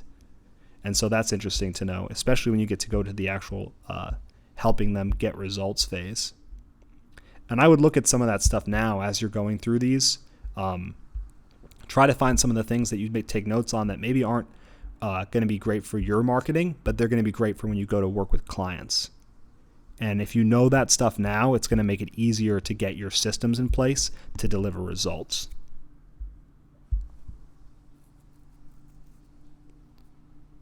Interesting. Okay. So this is talking about legalized marijuana use.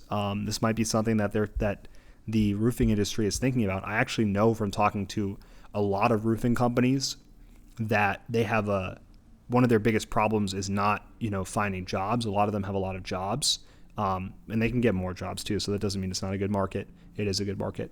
But one of their big problems is definitely hiring. They're constantly trying to find good guys, and they're one of those markets like plumbing or things like that where people will go and they'll learn the trade from a particular company, and then they'll leave and take off with that information and all that training and start their own thing. Because what they're looking at is they're thinking, oh, I'm making $20 an hour, and maybe it's like something like that.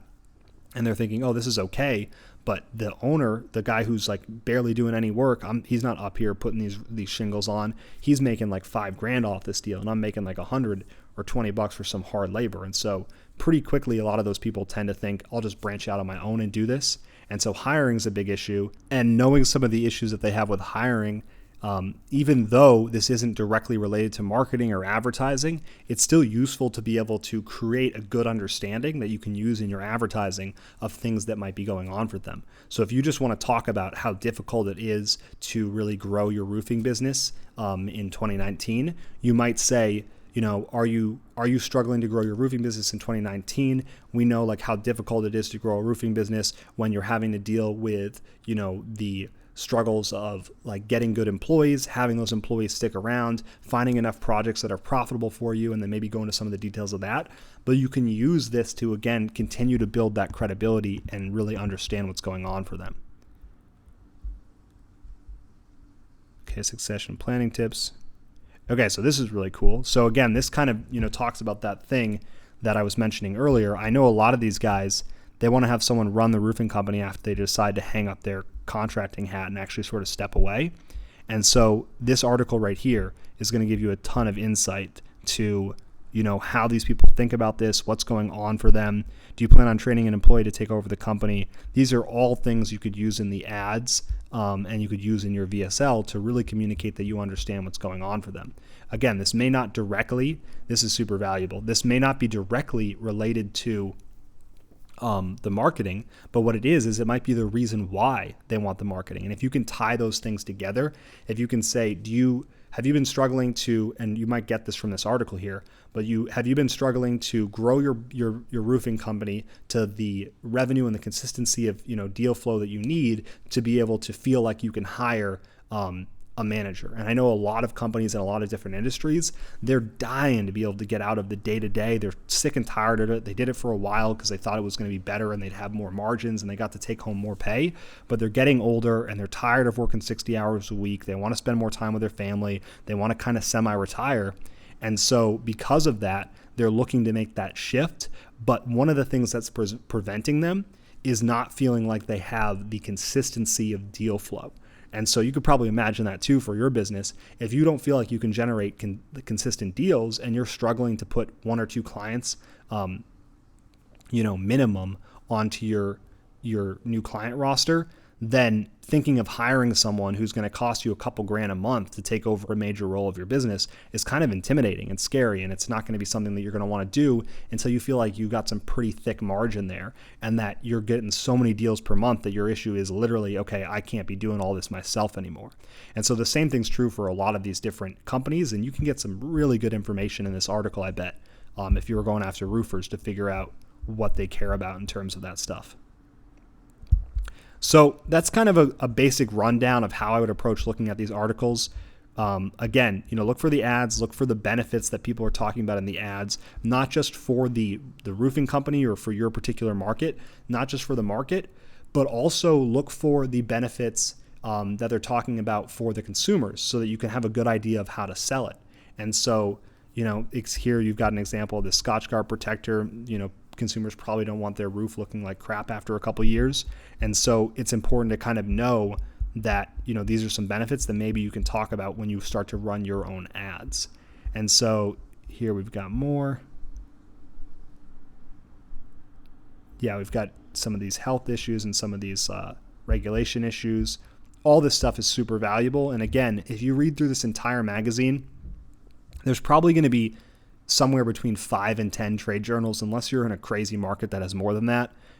Most markets are going to only have like 5 to 10 trade journals that are really relevant for what you're looking for.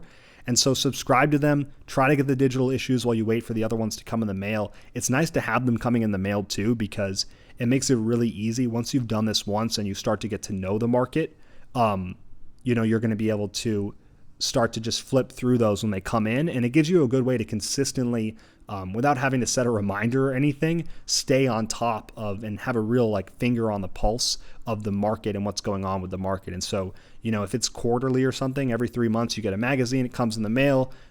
You're not a roofing contractor, you're not a dentist or whatever it is, but you pull it out because you're a marketing agency in that market. And I'll often just flick through that. I won't read every article, but I will look for new trends and stuff. And what that does is, especially as you get more versed in the market, you're going to have more and more insights from it. And so you're going to see something and think, oh, wow, I could build a campaign around just that idea. And maybe the first time that you read the magazine, there wasn't that much great information in there, but the next issue, and that's the thing, these issues are constantly changing. It has some super great information about trends. And typically the beginning of the year is good. They're writing about that. End of the year is good. And then if anything big happens in the market, it's really valuable to know that. You could build a whole campaign oftentimes that's hyper effective because it's so current and relevant. It's like leveraging that news type of thing. You could build a whole campaign around some of those trends if you're able to catch it quickly and work to build a campaign fast. And so keep getting these articles, keep getting these magazines, and take a look at them as they come in. And then, look for all this information. Look for what the articles are talking about. Here you've got reputations of up to 130 miles an hour. So, I know something that's big for people in the roofing market is when there's storms and stuff, they always quote them in terms of the miles per hour of the storm. That's what the news talks about too, so people sort of know. And we use that in a lot of our ads. And it's really just about continuing to get a good understanding of what they're thinking about, even if this just helps you communicate with them better because you start to understand things that you're not able to use in the ads or in any of your marketing, but you're able to talk to them better. And so when you get on the phone, maybe it's not something you use for anything other than just rapport building and saying that you understand, what they're going through. And if a dentist or a roofing company or a solar company or an accounting practice or whatever it is mentions one of these things, you'll actually know what it is now. And so you'll be able to be like, oh yeah, I'm following what you're talking about, and actually get that. And that goes a long way to making them feel like you're actually a specialist, because people can typically tell, and they'll definitely comment on this. We win deals all the time from people that are, supposedly have a niche agency and the person didn't go with them because they just didn't feel like they were actually a niche agency. So go through, open up all these different ones, take a look at them, take a look at the subscription forms, take a look at the ads, look for some benefits, and then put all that information into your research doc here so you can compile that. You've got your title, the URL, the main points of the article, some notes. You can do that for the ads. You can put the headline and things in here. And again, your main goal, just start to compile this data, compile this information so that we can go through the next phase after, and start to use that for actually putting together some actual offers and some marketing for you. So let's take a look at this one last one here. Just want to see if I can find another example of one of these forms because these are usually really good forms. Okay, so this is just a newsletter one. Yeah, I think that first one in roofing was really good. I know I've seen one in the solar market that I signed up for. Let's just see really quick. Because I think this is something that's pretty valuable to try to look for. Because I know a lot of the time, when we first went into solar, we did not know the breakdown of the market. We didn't know the different providers. We didn't know who we were looking to talk to. And that's going to contribute a lot to that uncertainty that you may have like going into one of these markets in terms of not knowing who specifically you're trying to talk to. So, okay, let's click on this. Oh, here we go, the subscribe button. My computer's slowing down because of the battery.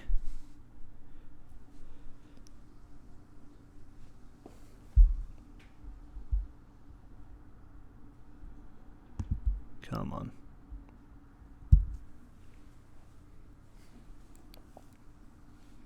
I think one of these is a pretty good form.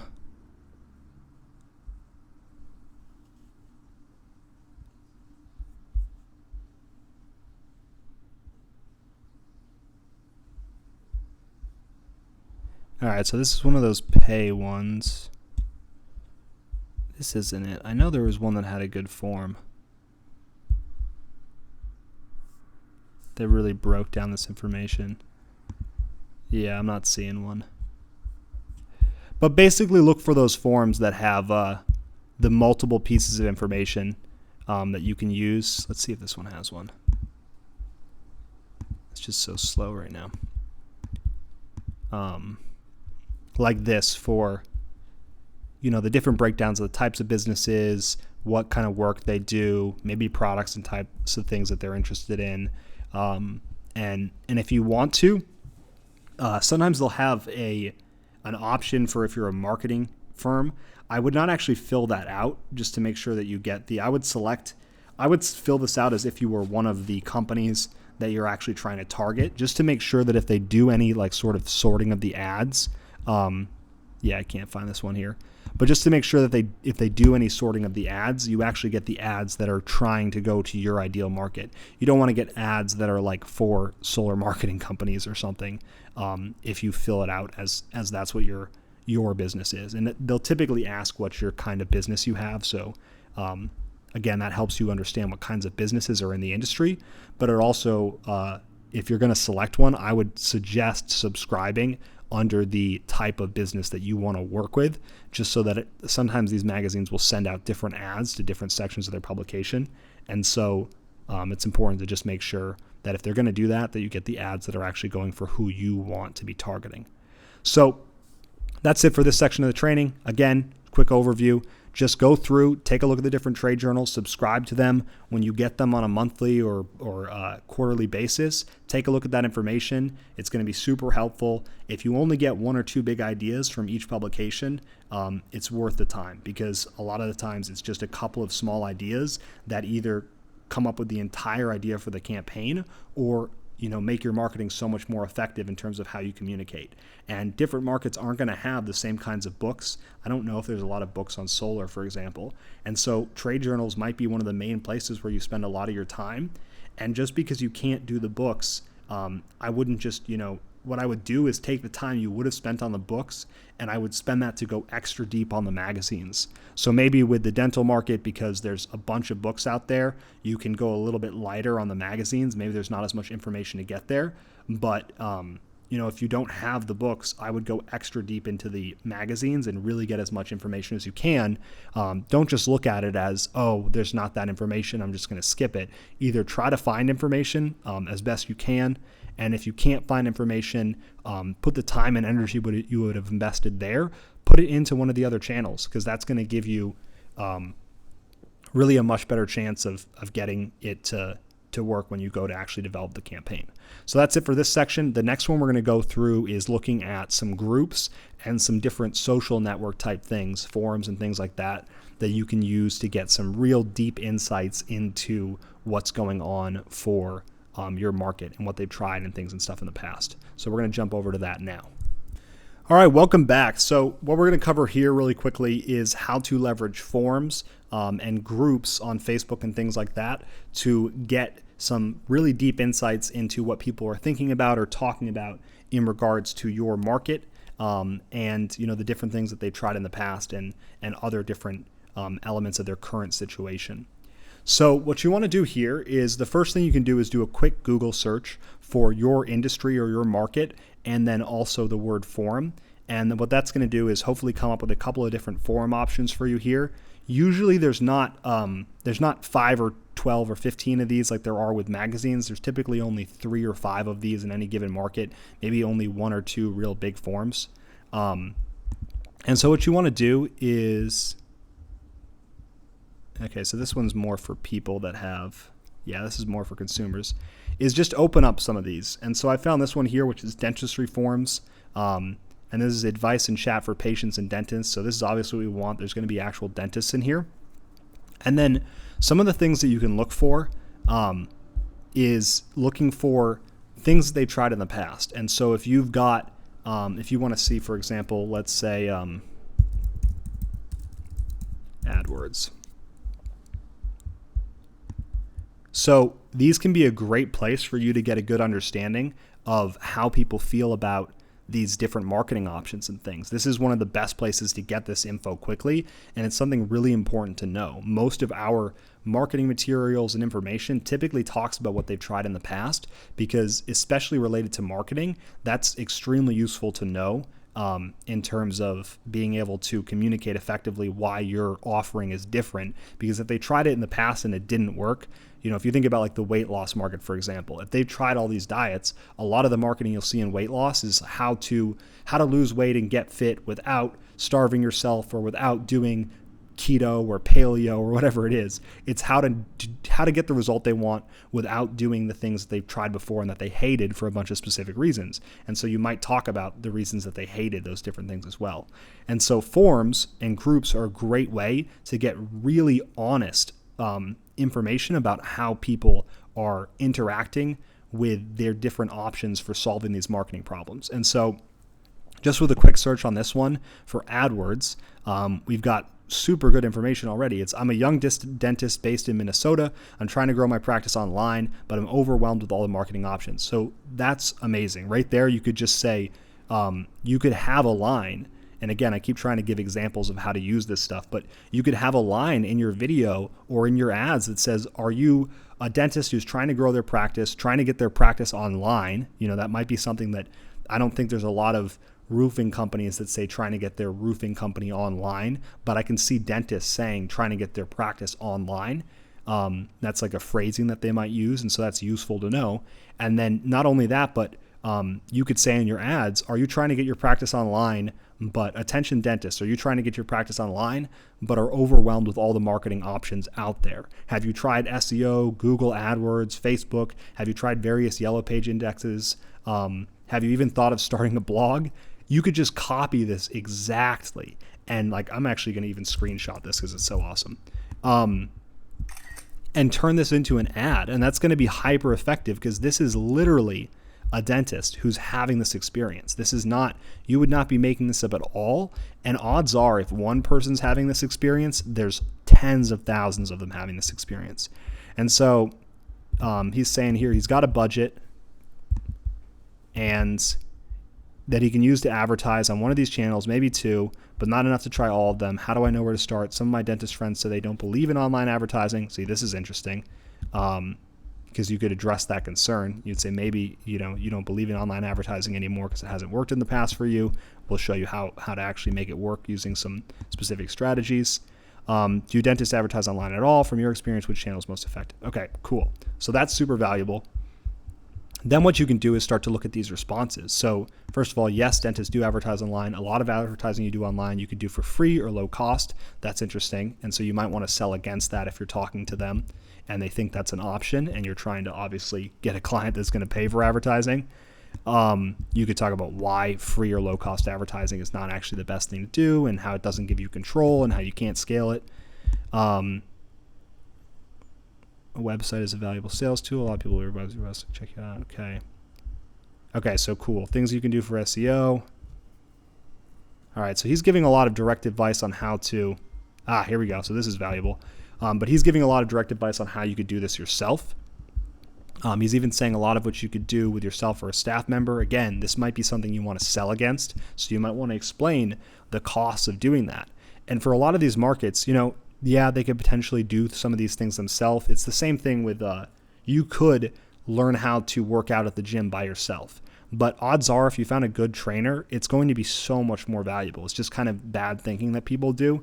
They think they're going to be able to save money by just going online and doing it themselves. But having a trainer that shows you how to do it correctly and actually gives you the exact right form so you don't injure yourself or anything is incredibly valuable. And so you could, if you were trying to sell fitness services, you would want to explain that. And so here you would want to say something, if this is common, and I think it is pretty common in this industry, you might want to have something in your videos that talks about, how you could have someone do this yourself, but here's some of the common problems we see with that. That way you're making a case against it for them. And then be careful when hiring an SEO person or business because there's a lot of snake oil salesmen in the SEO world. This is like something that you could definitely make sure that you have something in there to talk about.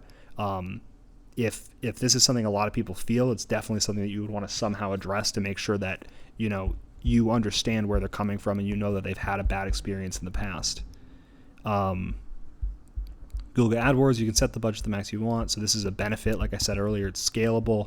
A lot of information from Google. Okay, trial. And he says trial and error. See, you could talk about this. You could see you want to get good at, maybe that's common advice they get. You could talk about how do you want to have profitable results from Google AdWords, but don't want to have to do excruciating, painful, expensive trial and error.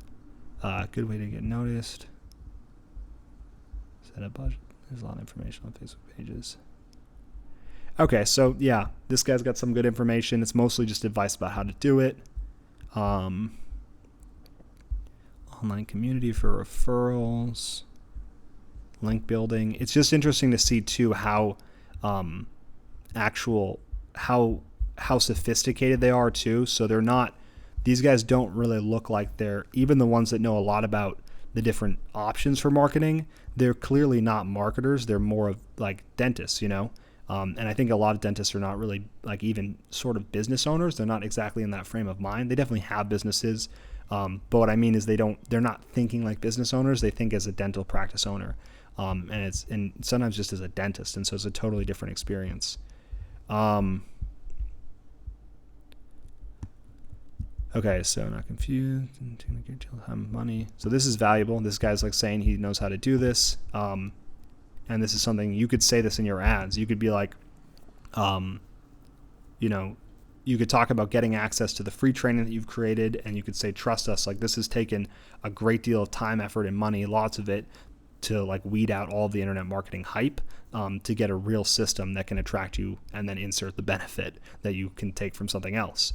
And what you want a lot of your stuff to be, especially in the beginning, is really not things that you came up with on your own creatively, because it's probably not going to be accurate to the market.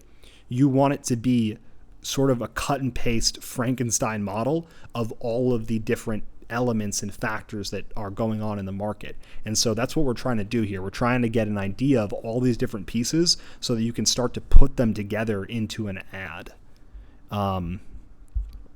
So again, the main thing here is just kind of going through. You could do AdWords, you can type in SEO and try to get an idea of what they've tried before. I think the forums is one of the best places to get this information. A lot of the books and stuff will have it as well, if you've got books on that topic, and maybe even the trade journals. But definitely going on the forums, because this is going to be people who are literally sharing their experiences. It's like it's so great because you actually get to see exactly what is going on for them. No reviews can be just as bad, because no reviews, potential patient doesn't have anything to base their decision on. So reviews might be something that's super important to them. And so that might even come in later when you go to work in your offer, in terms of what kind of things you might want to include to make sure it's very comprehensive and addresses everything that they care about. So that's the major thing I would look for if you're going to look in forums and in Facebook groups. The other thing you can look about too is just any of those general things we've talked about earlier. You want to look for trends that are going on in the industry, common issues they have. When I didn't know what patient acceptance was, I had to spend some time on some forums looking about people talking about patient acceptance. Look at, let's see if the patient acceptance. Okay, I don't know if I spelled that wrong. Let's try this.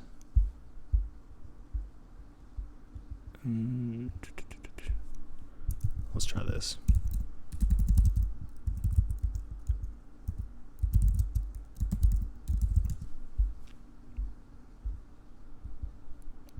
Cool. So yeah, right here, like if you didn't know what patient acceptance is, you could look up these. You could probably find some forums and stuff too, to learn about it and really understand what's going on with. Okay, so this is a course, and it's a free course about increasing your patient acceptance rates. I might take this just to have a good understanding of how to communicate to them about it. Reasons and suggestions to how to manage your online reputation. I bet that has a lot to do with it, because I'm sure people are, they're going to look it up and see if they can trust the doc. How to monitor and create a system to turn new patient phone calls into an appointment. So this is something that comes up a lot, and I think people are confused by. So having a system to do that could be part of your offer too. And so this is all the kind of information that you want to actually track. Again, I'm going to screenshot this as well because it's awesome. But yeah, get this information here. And then the other thing that you can do is do a search on Facebook, and then just do a search for your market. Type in dental, dentist, roofer, roofing, type in those different things, and then go to the groups tab, and then also look at posts. Sometimes you can find a lot of posts, but go to the groups tab, join some of these groups, and do the same kind of searches. Search for trends, search for things they've tried before, try AdWords, try those different things, and then compile all that information here with the title of the post, main point, and then the different notes.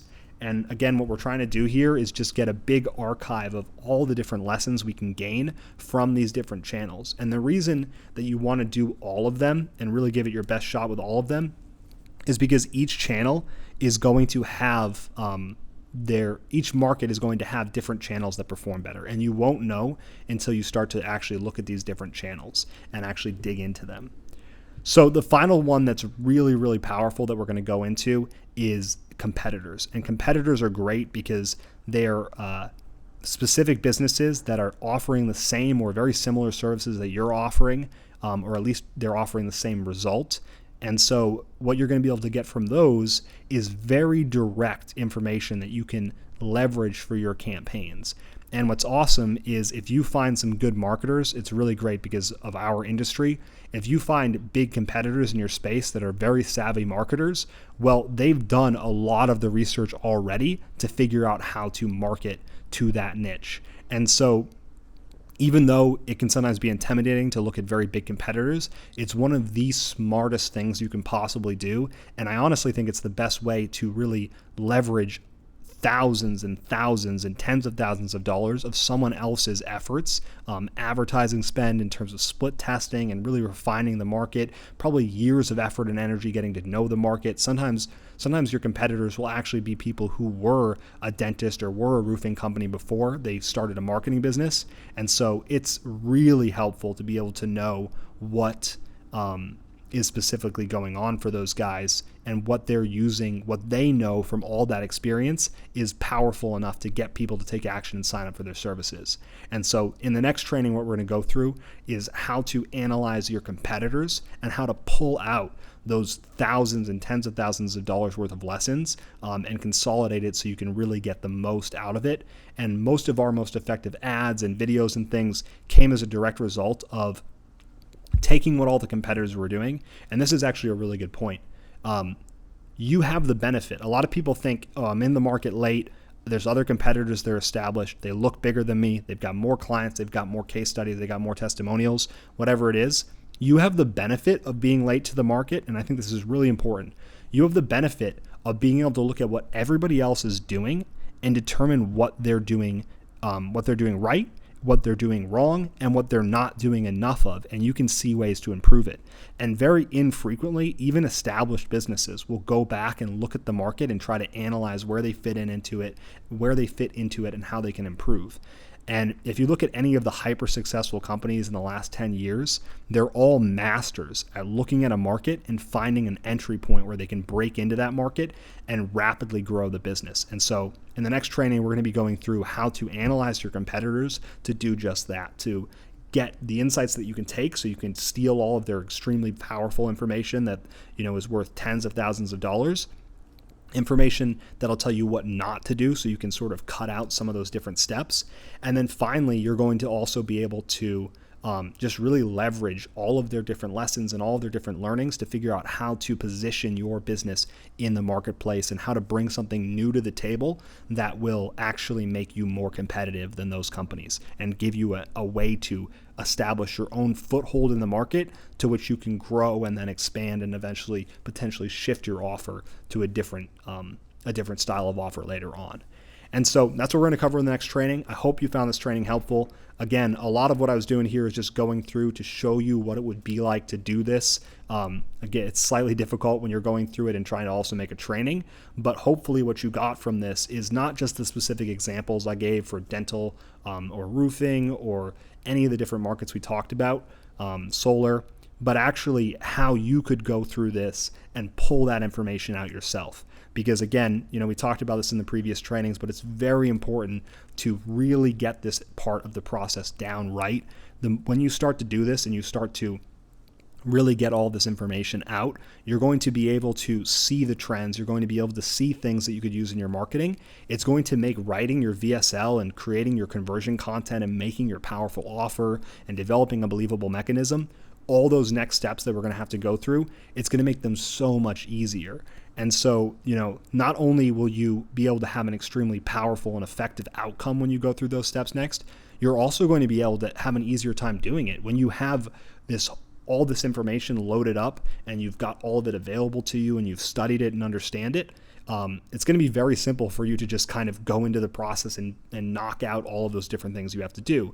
If you're not prepared, then you're going to struggle, you're going to be confused, you're not going to have clarity. You want to front load all of this information so when you go to make your conversion content and all those things I just talked about, it's really a breeze and you can just get it done incredibly quickly and also have it turn out to be much more effective. So that's what you can look forward to in the next training. I hope you found this helpful. If you need to watch this again, get some more ideas, go through, do each of these different steps. Ideally, before moving on to the competitor training, do each of these steps now. Go through, fill out these sheets for your business, get information about each of these different channels, and then when you're done with that, move on to the next training, and we're going to take a look at how to analyze your competitors, find that entry point, and really develop a marketing campaign that's hyper effective fast. So look forward to seeing you in the next training, and see you there.